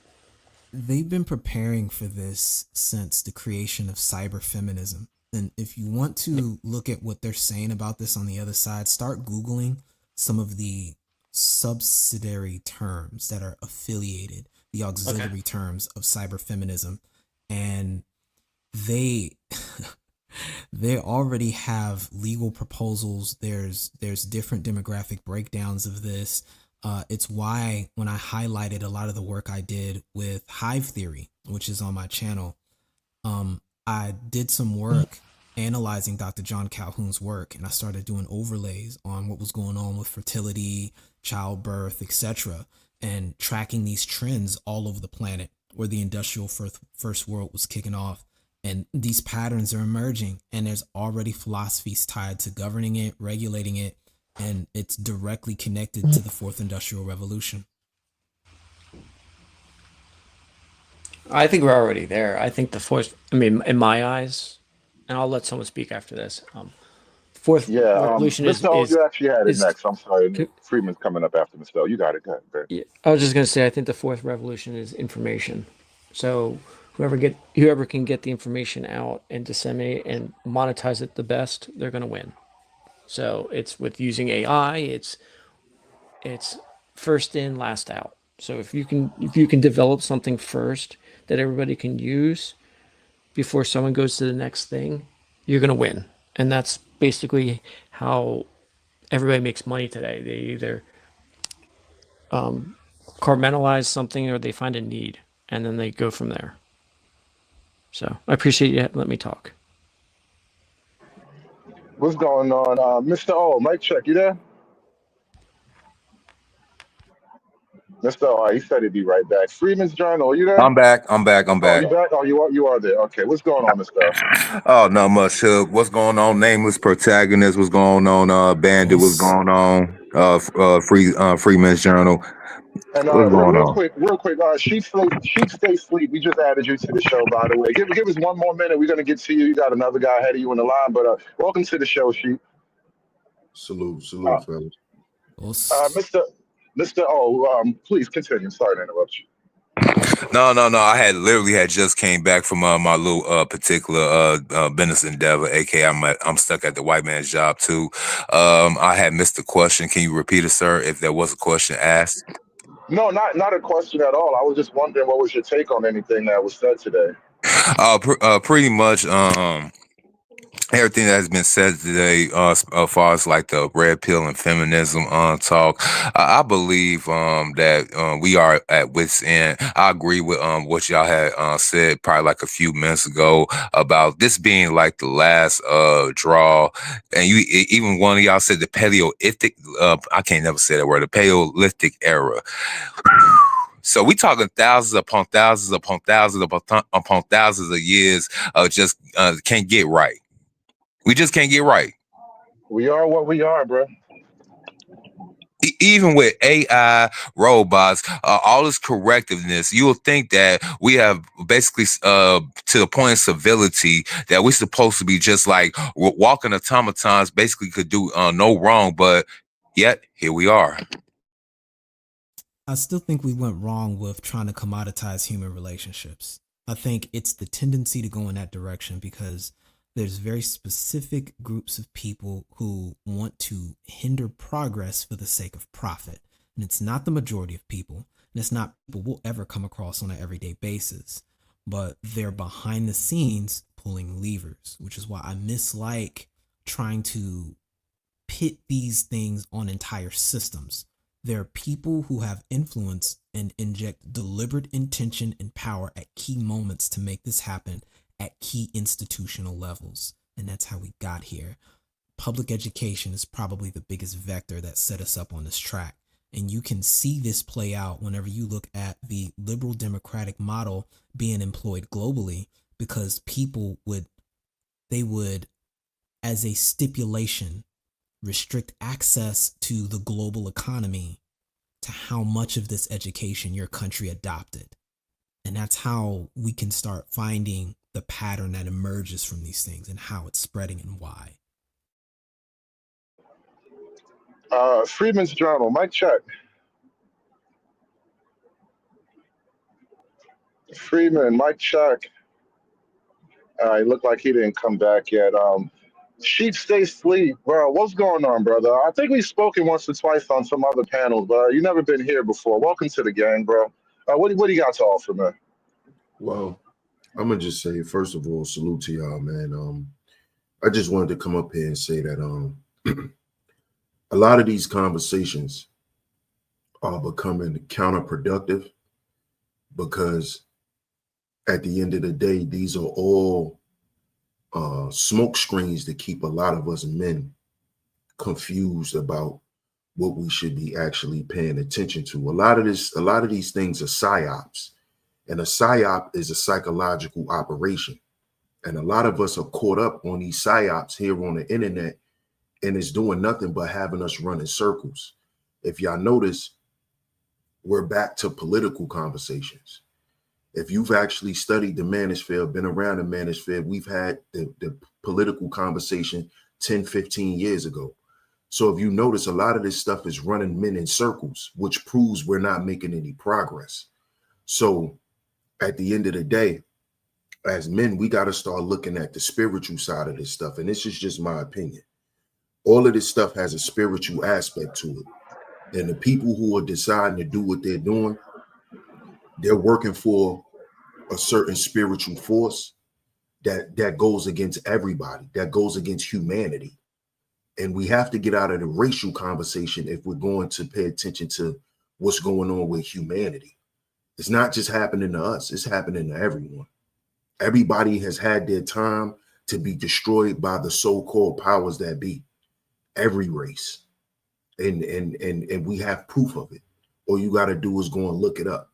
So I think our job as Black men is to focus on what we're doing currently and what we're building for the future. A lot of us Black men, we've gotten out of legacy thinking, legacy building, because we're so caught up on what we're doing now. We're so caught up on what's going on now.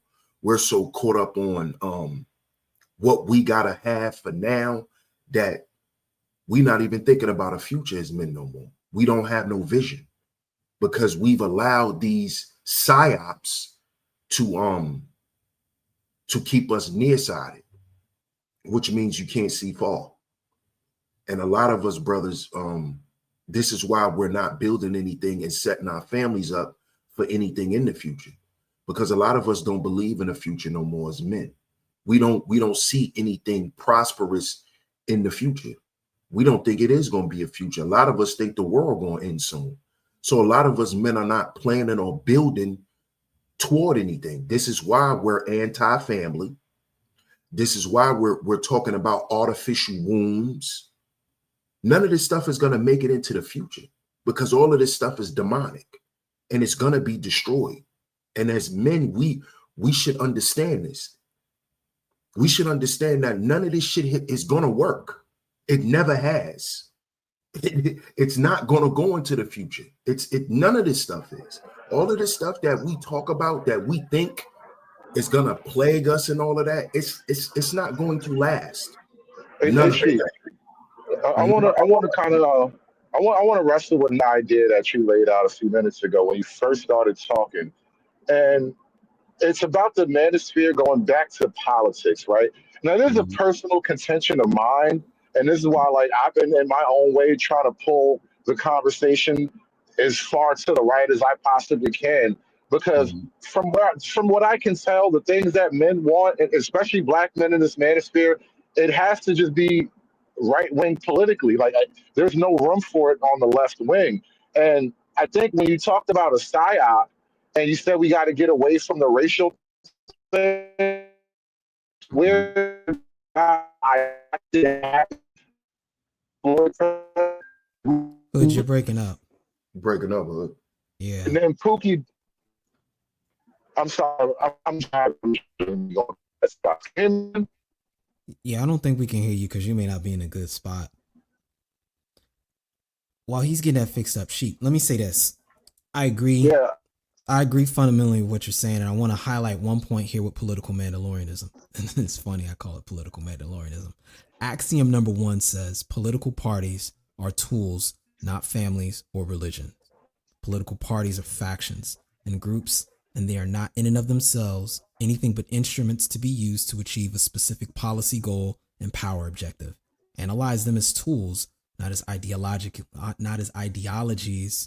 or identities. And I do agree, furthermore, with the fact that most of these movements, which is why earlier I made specific point to highlight that a lot of these problems are coming from specific people who put specific things out at specific times in timing. We're very familiar with the occult. We very much so know that a lot of these technologies are based off of much older sciences.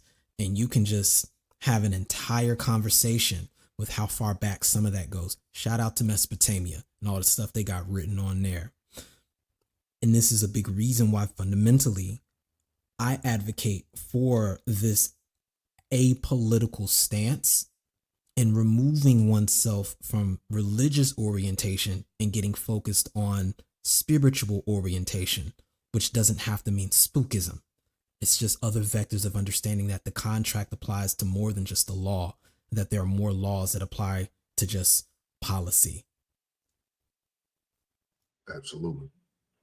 But I gotta bounce. Sheep, I'm gonna put my email in the back, fam. I want to chop it up with you in the future on this because I do want to continue this conversation because there's a lot I want to play catch up with you with if you're interested, fam. Oh, absolutely. Absolutely. We definitely can set something up, bro. Absolutely. Man, appreciate that. I'll definitely hit you up, man. Salute to you. Boss and Hood, thanks for having me up.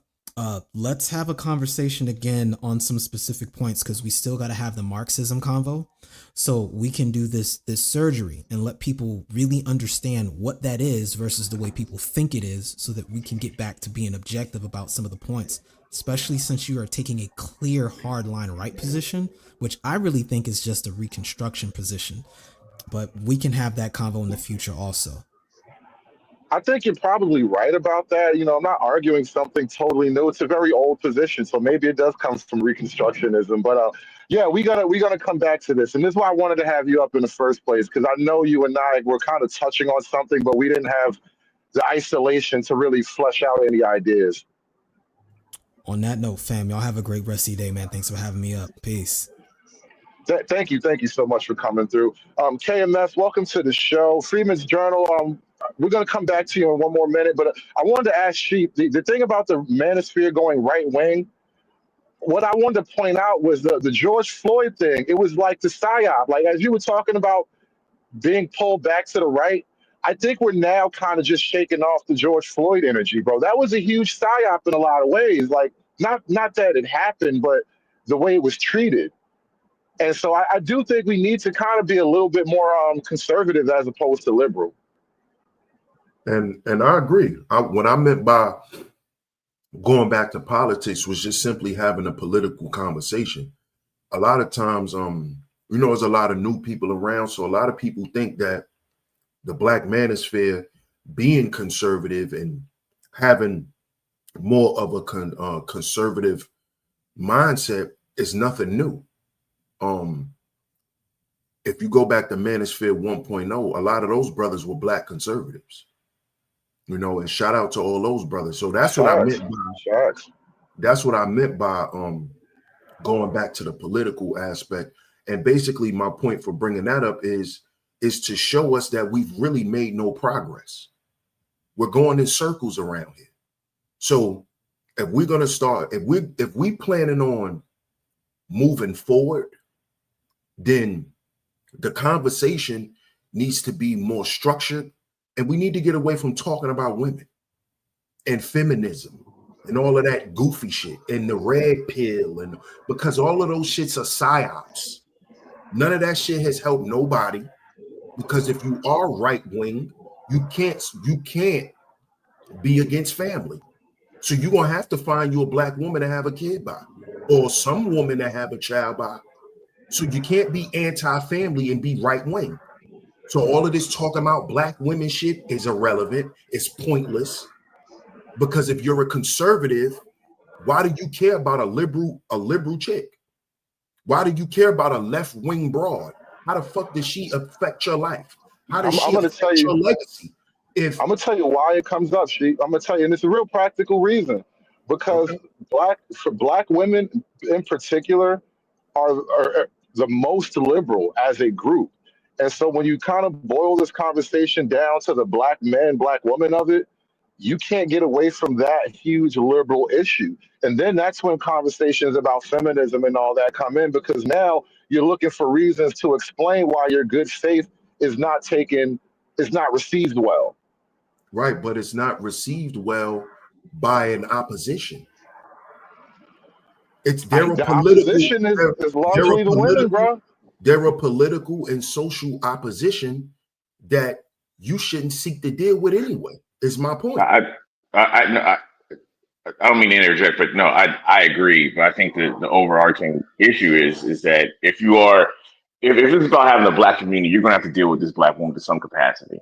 I mean, or you just don't deal with her at all. So it's almost I'd rather not deal with that at all. Go ahead though. But I mean, but when you got to put it on scale. I mean, one particular Black man, yes, can find one particular Black woman if he's deciding to go through the proverbial needle in the haystack. But when you scale this out to millions of Black men finding millions of Black women, it's going to lead you right into the aspect of their ideology and how that can be congruent with what you're trying to build as a family. I can't have a Black community if you have Black women that don't want to be in families. That's why it's not a circular argument. What it is just it's almost like a solemn record. It's a solemn confirmation and then resignation of what we're all learning. So, I mean, but to your point, it no longer has to be an issue of a red pill talking point or a manosphere talking point at this point. It's reached escape velocity. There's too much pain in the system. There's men who do not know anything of these spaces that are seeing the same thing. It's not that these women are too expensive. These women are no longer worth the expense. Women have made themselves worthless, no more so than the black woman. So it can't be a situation of well, just get with a black woman. You can't. You can't get with a person who is a, almost 180 degrees opposed to what you think is going to happen. So that's kind of why we're in this loop, to the point of where either you have a black community, then you have to figure out how to make it work with a person who does not want to make it work with you, or you just leave. That's pretty much where we are.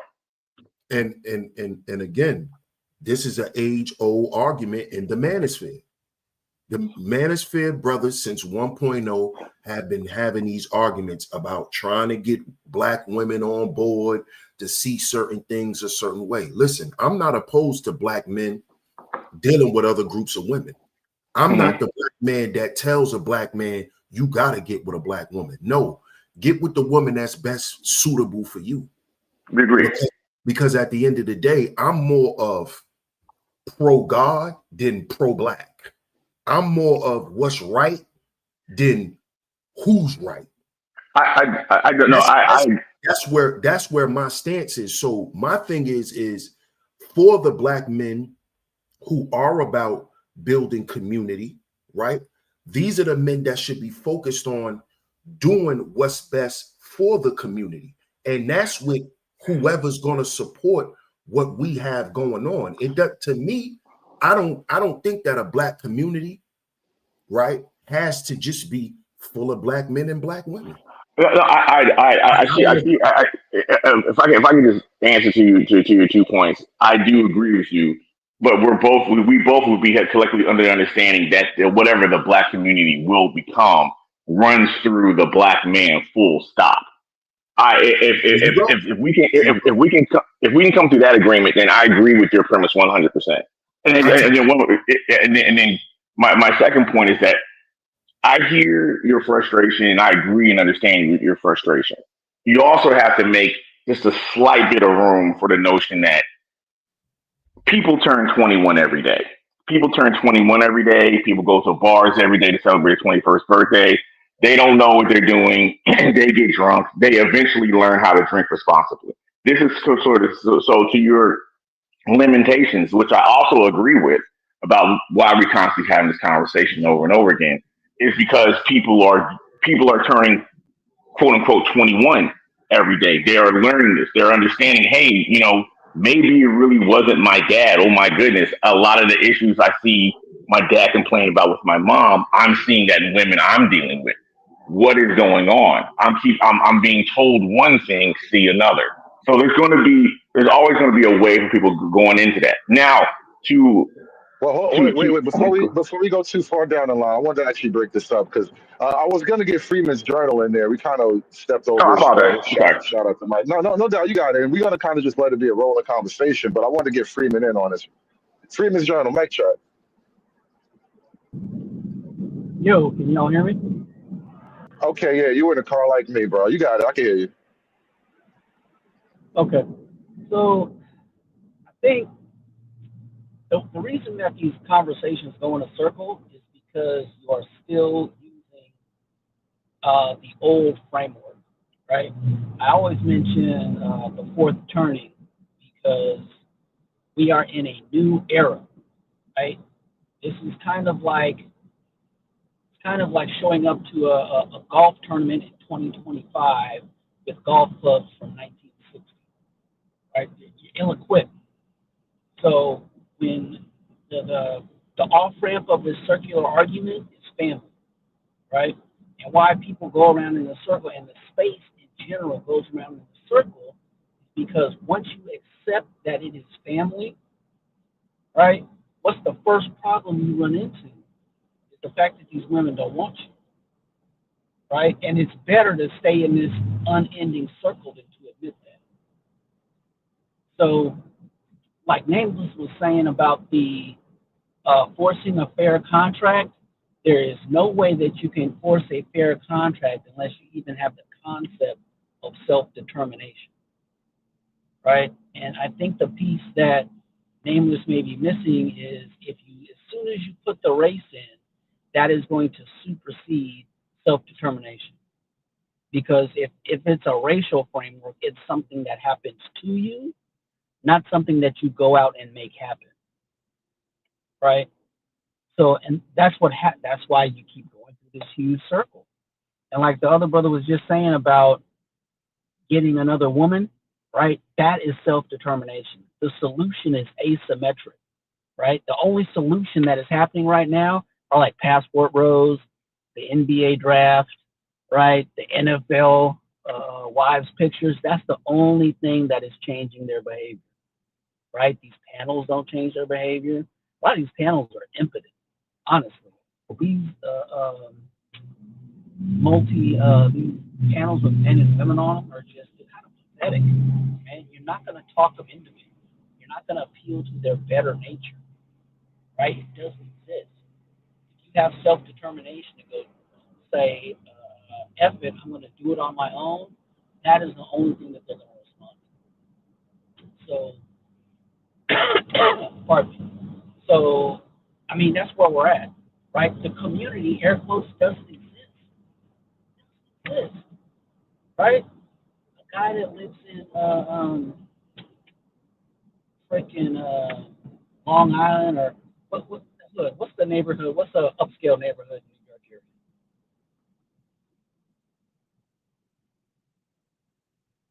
Can y'all hear me? I can hear you Yeah, a yeah. lot No, better we can. just We can hear now. you. Yeah. So what's an upscale neighborhood in a black community, right? A black guy that lives there is not the same as the black guy that lives in the hood. There's no community, right? When I talk about us, right, and we as black people, it is numbers on a page. It's not in the real world, right? Your community is who you see when you leave your front door, right? That is your community. If a hurricane or whatever natural disaster hits your house, your area, right? Are you going to go to the majority black area in your city and look for help, or are you going to look to your neighbors? So just like everybody else isn't aligned, right? Rural whites aren't the same as urban whites. Urban conservative whites aren't the same as rural conservative whites. They're all different, right? That same filtering happens within black people too, right? Because, oh, we got to be a people and we got to do this. That's never going to happen. Like, it's just not going to happen. So speaking about modern day issues is like you're using that 1960s golf club, right? You have to start from what is. But anyway, I don't want to ramble. No, thank you for that, Freeman's Journal. And I think one of the reasons why I kind of want to sort of get some ideas out and try to have a more sober discussion about these things is because I noticed when I've been on a lot of these panels and what I call the chitlin circuit, it tends to kind of just devolve into name calling and you hate women, or it's met with a lot of bad faith. And what I'm trying to describe isn't necessarily, men just hating women for no good reason. It's that the economics and the social dynamics have gotten so far away from what men and women kind of expect that it seems like nobody really understands what they're supposed to do. And all the rules that we've been told when we were young, none of these rules seem like the path to success anymore. And so I think when you kind of have this manosphere and this red pill space pop up, the immediate criticism and attack is just the obvious, everybody hates women, but I think it's a little bit more nuanced. Like we're all victims of living in or of trying to be modern people, and there's just something really broken about the whole thing. Yeah, no, Yeah, no, I no. can agree with that. Yeah, I agree. So one thing I wanted to add is that, the participation in the chitlin circuit, right? It's like, bro, you care too much, right? You I care too know. much. That doesn't Chat work. GPT told me I have to stop arguing with ghosts, bro. And Chat GPT is always right, so I don't know. I'm gonna have an You exorcism, a seance, something, bro. have to embrace the power of apathy. But listen, I'm telling you, Like, and when I say I don't care, I do not care. I want to buy a piece of land, put a big dormitory on it to house all these elderly baby mamas when they eventually have to cut these government contracts and the public has turned against the welfare state, right? Big dorm full of Keishas. Golden Girls ain't happening. They're gonna live in like penitentiary style living. We got tens of millions of them. That's how much I don't care, right? The power of apathy is if we don't get our ish together, we're gonna wind up in desolation. That is the only motivator, right? Like you can't talk them into it, and this is for the men too. This is especially for the men, right? All these dudes trying to talk them into it are just weak. They are weak men. They allow these unruly women on panels, on this. They have no sense of patriarchy. They have no sense of self-determination. Once you hear a dude trying to talk him into it, you know he cares too much. He is weak. I don't think people a lot of the black men, because we're talking about this chitlin circuit, but I don't think a lot of dudes hear themselves as being weak. They've totally redefined it. So like, and I talk about this a lot on my own time. Like, black men have a very strange relationship to the concept of masculinity because like it's almost totally devoted to like fighting the white man or something like that. But when it comes to like just the pure objective ideas and definitions of it, it starts to go haywire. And I realized like a lot of dudes somehow we got to the point where to be a black man is to be second to a black woman. That is masculinity. And I don't know how people accept that shit as definitional.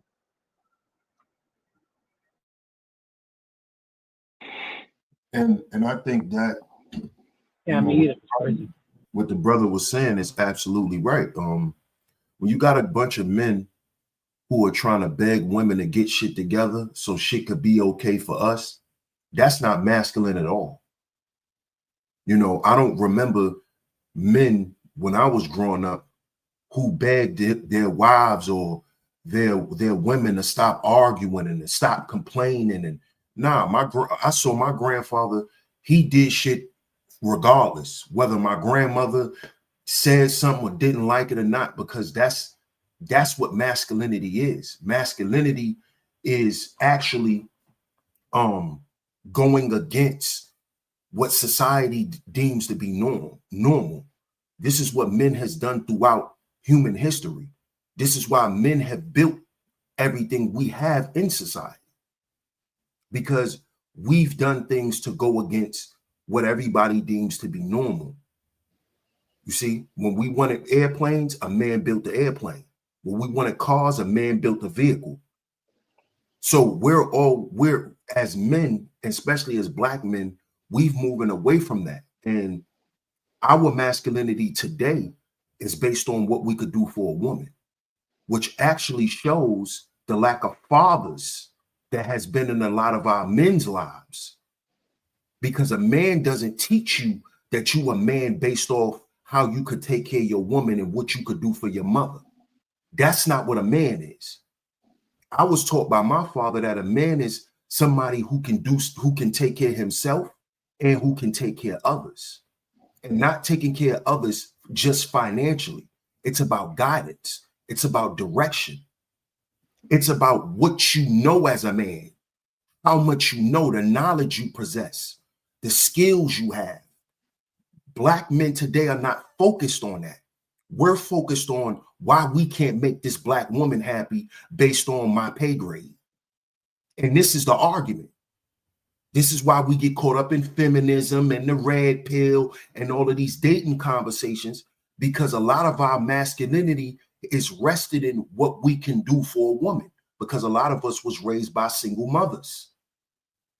And that's not a knock on black women. We should look at the black men, because again, if we are men who are claiming we are men of affluence, we are men who are about something, our women is supposed to represent that as well.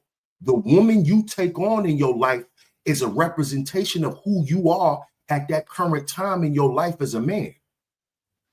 And a lot of black men don't want to hear this because they think we pointing fingers at them. No, it's the truth.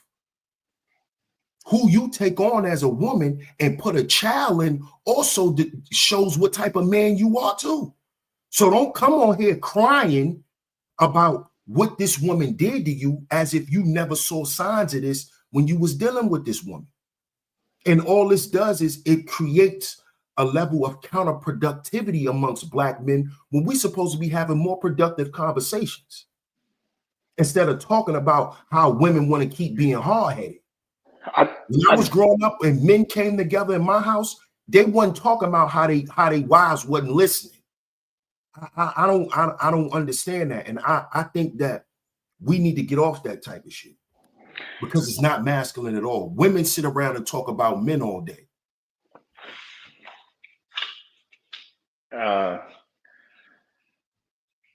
So this is me being just a rhetorical statement. So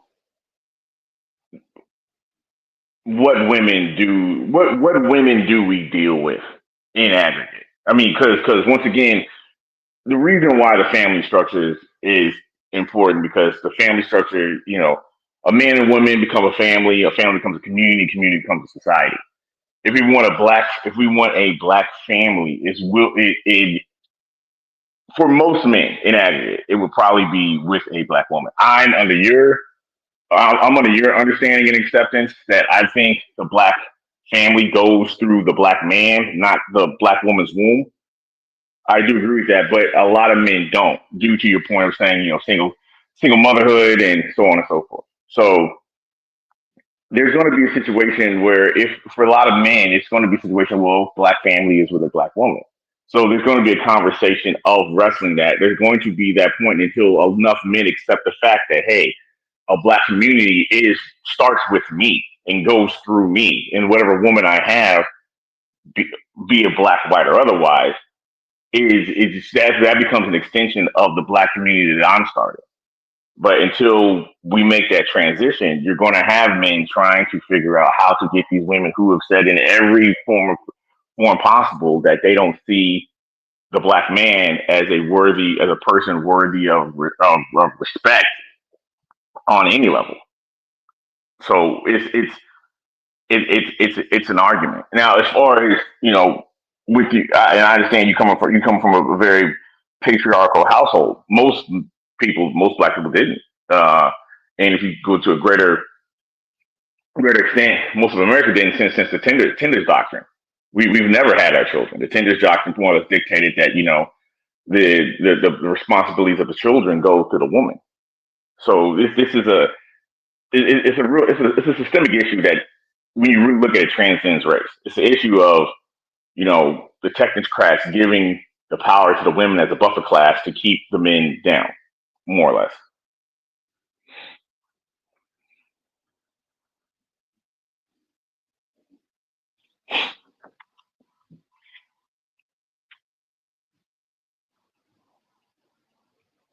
And I'm gonna just put this out there too. My parents broke up when I was 5 years old. Do you know my mother has never had a level of stability from the time she left my father? So this is why I don't like to have these conversations, not because it triggers me, but because I know in real time, I know the results. So being on the internet talking about it all day, it means nothing. Because guess what? My mother still needs me. My mother still needs a man. And this is just the truth. And us men, we understand this. So regardless, we still have to be the men that we are designed to be. Not for them, for the movement and the continuation of Black folks. It's just what it is. If you were born a man, no matter how frustrating it may be, no matter what we go through, it's for a legacy to continue to go on in this world for Black men. That's what we're doing this shit for. We're not doing it to make nobody happy, to put no roses on no beds. And if we want to do all that, we could do all that too. But that's not why we are the men that we are. And I know. men need to understand that. And if we don't understand that, then a lot of the shit we talking about is irrelevant. I 100% agree with you, but let me just give this one gentle pushback. Why would a woman, if the black community right now is predominantly single mother households, why would a woman tell her son who's going to become a man the leverage that he inertly has because he's a man? She's not going to do that. Most women are not going to do that. Most women are not going to overtly tell you, "Hey, I need you," because that explains the power dynamic they've been fighting since I was born. So a lot of the leverage that you eloquently spoke to is usually learned later on. It's not something that's more or less told to you as a child. I'm investing in you, I'm instilling you because you're going to be a man. But with a man also comes leverage. There's things you can expect and demand of whatever woman you're with because of the power dynamic. She needs you. Unfortunately, in the black community, that's predominantly, woman led due to the household. Most boys are not learning that. They're not being instilled with that important knowledge until later on. Like you said, to your point, your mother hasn't been right since she left her dad, and your mother needs you. That is a leverage vector. That's a leverage vector that most men do not understand until later on. There's something I wanted to jump in on. I had to step away for a minute. Thank y'all for holding it down. That issue of need, I hear this quite often that as a man, when I point out the need dynamic, and I don't bring it up to be malicious. I don't think most of us as men, when we talk about these dynamics, it's not to be like malicious or bully a chick or anything like that. But that issue of need is actually fundamental to how the men and women are supposed to come together. Like people don't just get together for the hell of it. Like there's a level of need that's always there. And I don't think it's a bad thing per se. But I think what winds up happening is like when you explain that to the women in this modern context, they act as if like, why she have to need you? As if that in and of itself is the problem. But that's kind of what people have always come together based on. It was we both have a mutual need. I can do things for you that you can't do for yourself, and vice versa. And now we commit to each other based on this thing, and we can do a lot more things built on that acceptance of the deal. But it's like people don't want to accept that fundamental truth of it. Yeah, no, you're right. And here's the whole thing. I think what's slowly happening, it's gradually happening due to the economy and so on, war and whatnot, is that men are relearning that, hey, I am needed and my needing is a leverage vector and I can use that to demand expectations and duties from whatever woman I'm with. To the other gentleman's point, I'm not just putting rose petals on here because that's what I'm supposed to do. I can do that, but even then, that's not. I'm not doing that for nothing. I'm not doing anything for nothing for a woman. There's going to be expectations that I can have, and it can be as frivolous as in, hey, I need you to be pretty, or I need you to lose weight. I need you not to talk crazy to me because what I'm providing supersedes that, or what I'm providing, I will be demanding that in trade, and I think that's where a lot of women get an issue with it, and a lot of black women have issues with it, and that's why you're usually black men in aggregate are not told how much they are needed until later on. Well, in reality, if they were told earlier on, we'd all probably have a different dynamic Here- in our community.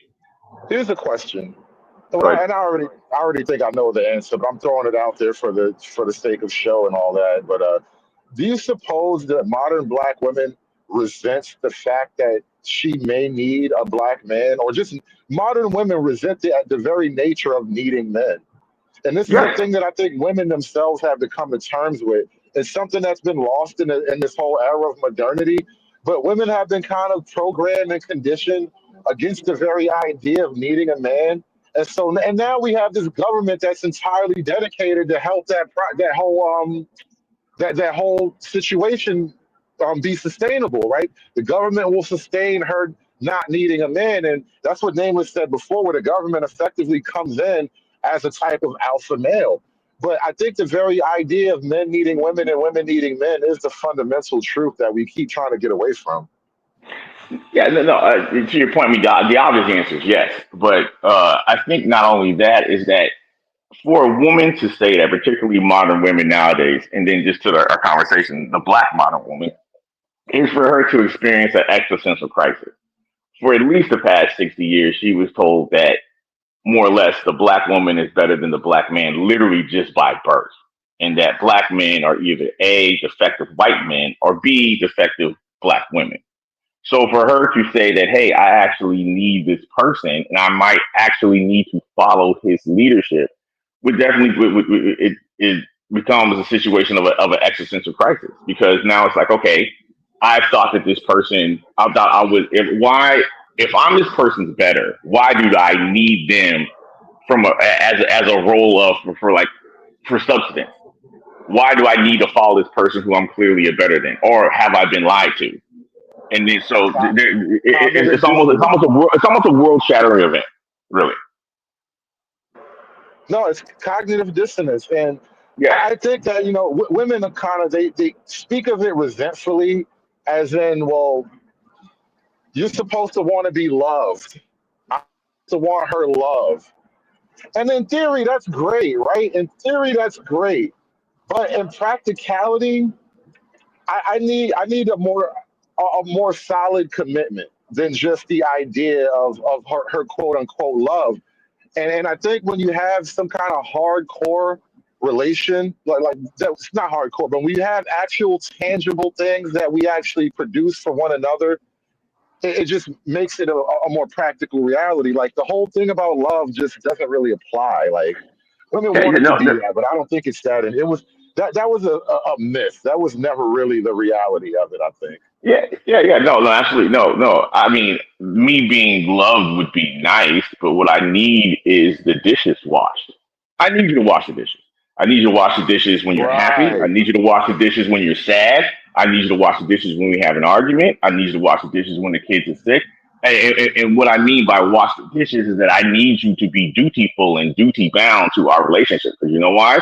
'Cause I pay the bills when I'm happy, pay the bills when I'm sad, pay the bills when I'm sick, pay the bills after we have an argument. So there's going to be some expectations from both of us. I mean, I can't. You can't have if you want to. And this is why you've seen all these relationships fall off the cliff, and this is why men are checking out.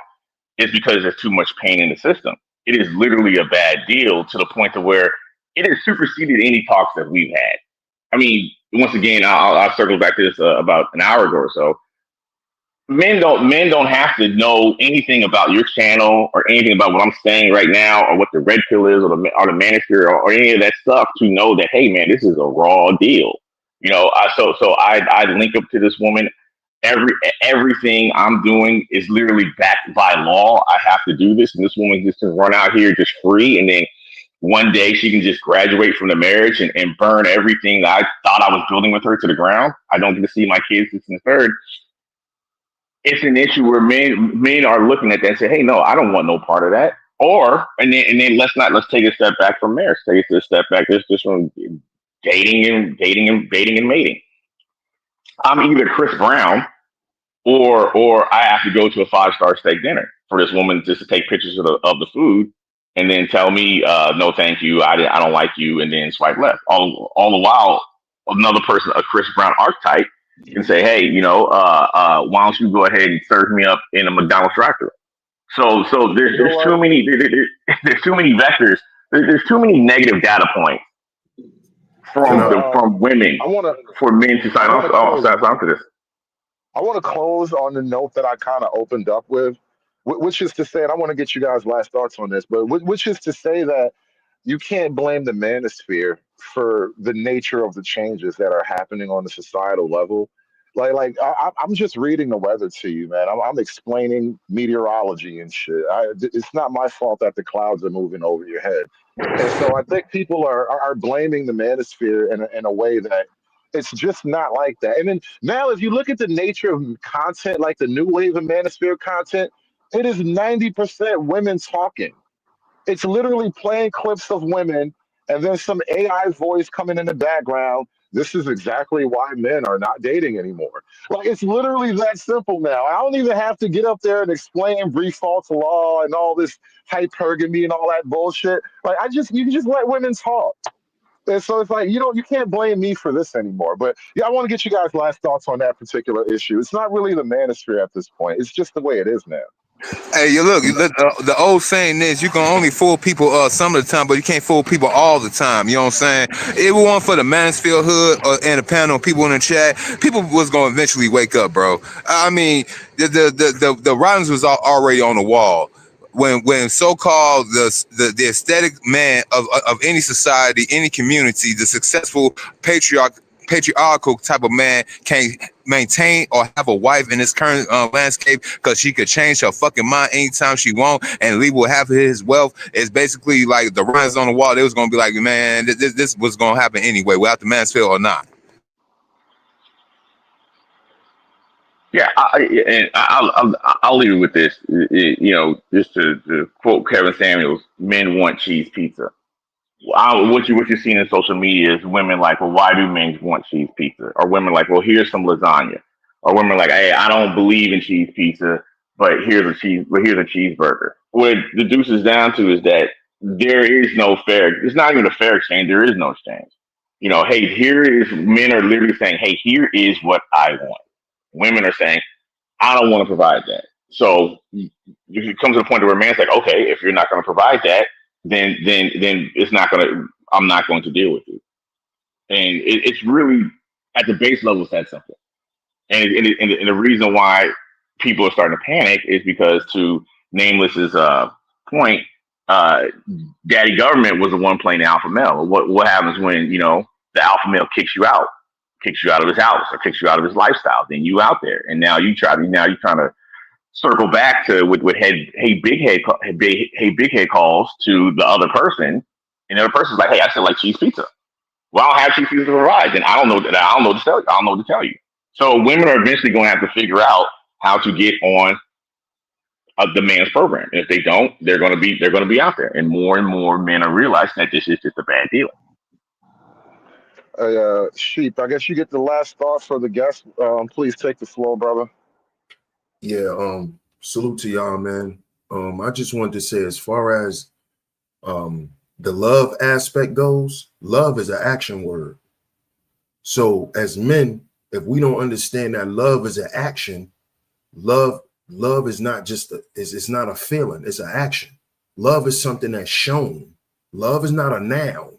Love is not a place or a thing. It's an action word. It's a verb. So as men, we got to understand that if love is not being shown, then love isn't there. You see? So, and a lot of us men, we are looking for love. A lot of us won't say that, but a lot of us, we're looking for love more than her washing the dishes, because her being dutiful, no matter when she's mad or not, shows her love for you. Because guess what? You're not going to just pay the bills because you mad and because you the man of the house. No, you're going to pay them goddamn bills because you love the people in the house and you don't want to see them out on the goddamn street. So we got to understand that love is an action word. And if that's not being shown, we need to go somewhere else. And as men, we need to stop sitting around worried about the women who are not going to be on board and who are not going to do this and who are not going to do that, because there's a lot of women sitting back waiting to be on board. I actually just had my first biological child. He 9 months, and it's by a black woman. Oh, congratulations. Welcome to the game, brother. And I'm not, I'm not an older guy, but I'm not a young guy either. So at the end of the day, us brothers, we can find them. It's about our purpose and what we're actually demonstrating. And I think that if a lot of us brothers locked in on that, on actually building a community and understanding that family comes from us and starts with us, and focus on that, a lot of these conversations will be null and void, because the proof that women need men is every time we have these conversations, the chat room is full of women. Women are always listening, no matter what, because women inherently need men and we inherently need them. That's how God made us. And no matter how much somebody want to act like they don't, every time a man talks, there's a woman listening, because they've been doing it since they were little girls. You know, the little girls that be at the door listening when all the men are in the room talking with the door closed. That doesn't leave women, because women always want to hear what a man has to say, because it intrigues a woman, because it intrigued her since she was a little girl, because that's biological for her, because she wants to listen to men who she think are leaders. She wants to get ideas and information from men because she understands that men are the leaders. So no matter how much shit they talk, pay attention to behavior, fellas. And we got to get out of our feelings about what these women be saying, because a lot of that shit is fluff. And we learned that just by all the YouTube relationships that go on around here. And I'm going to close on that, Hood. Salute to you. Thank you, Sheep. Thank you to everybody that joined the panel. Bandit, Freeman's Journal, Mr. O, KMS. Shout out to KMS, by the way. Thank you for sponsoring the panel today. Panel Shout out sponsorship today. KMS. Shout out. And I want to kind of shout out also in absence here. Well, first of all, also Nameless protagonist, big thank you to Nameless for coming up and reading out of his political. I don't want to say a manifesto; that has a negative connotation. His treatise. So yeah, he has a nice political theory that he's Oh, written good. down and worked out the concept of. And I thank him for sharing that with us all today, because Hey, not a lot of black men think deeply about these things. So he surprised me with that. hey, Hood. Don't you remember? I think it was like this month or like the tip end of last month. We were supposed to did a panel show on this theory called Jordanomics. Uh, We could yeah, never work the timing out though, and I know it's mostly me because my schedule is unpredictable. It changes week to week, but yeah, we kind of got that in the air. yeah. I was gonna say we could do it on my channel. We could do it on a Sunday. You know what I'm saying? But you, like you said, you press with time though. I mean, a Sunday. You think you could probably wing it? I could look, if not, I'll be doing it from my car, from the truck, on my phone, but I'll be there. All right, I might go ahead and set that up then. You know what I'm saying? And we might go ahead and talk a generational talk tomorrow again. Bandy, you still up here? We might go ahead and do that. You know what I'm No, saying? Bandit left out, but I'm gonna contact Bandit. I can hit him up. All right, you But know I, what I'm I want to saying? I want to kind of shout out in absence here, SKC, because it seems that we're ending on the point of love again. And SKC and I had a long discussion about the two elements of love. There's the romantic, and then there's the sort of fidelity aspect to it. And he and I debate about. Well, I argue that he what's missing is duty. And I think love is more. It involves duty, right? This is why when she said love is a thing you do, that resonates with me a lot. But at the same time, I don't think you can totally excise the agape of it, and there's always this interplay. And I very much agree with Sheep when he says that men do want to be loved. I don't know that we need love to live our lives and pay our bills and pay our rent. That's not exactly what it is. But you guys remember my whole theory about atoms never touching? It's like that. Everybody desperately wants to be connected. Everybody wants to feel a connection. All of the atoms are desperately trying to touch because ultimately they never can. They can only just come impossibly close to one another. And it really is that on an atomic level. We are all just bags of atoms walking around doing intelligent things, and we're desperately trying to get back to each other. And so I think I'm going to end on that goofy, gooey note.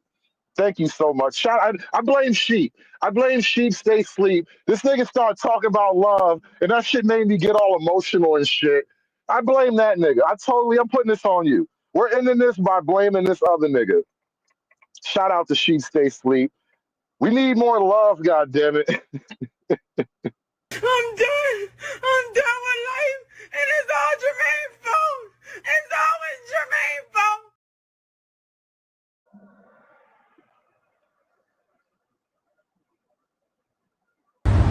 women are dead. Evil bitches, rise up! Aspiring to be patriarchs like what white men have, that isn't freedom. That isn't going to help anybody. It's certainly not going to help black people. It's done. It's done. It's done. It's done. It's done. It's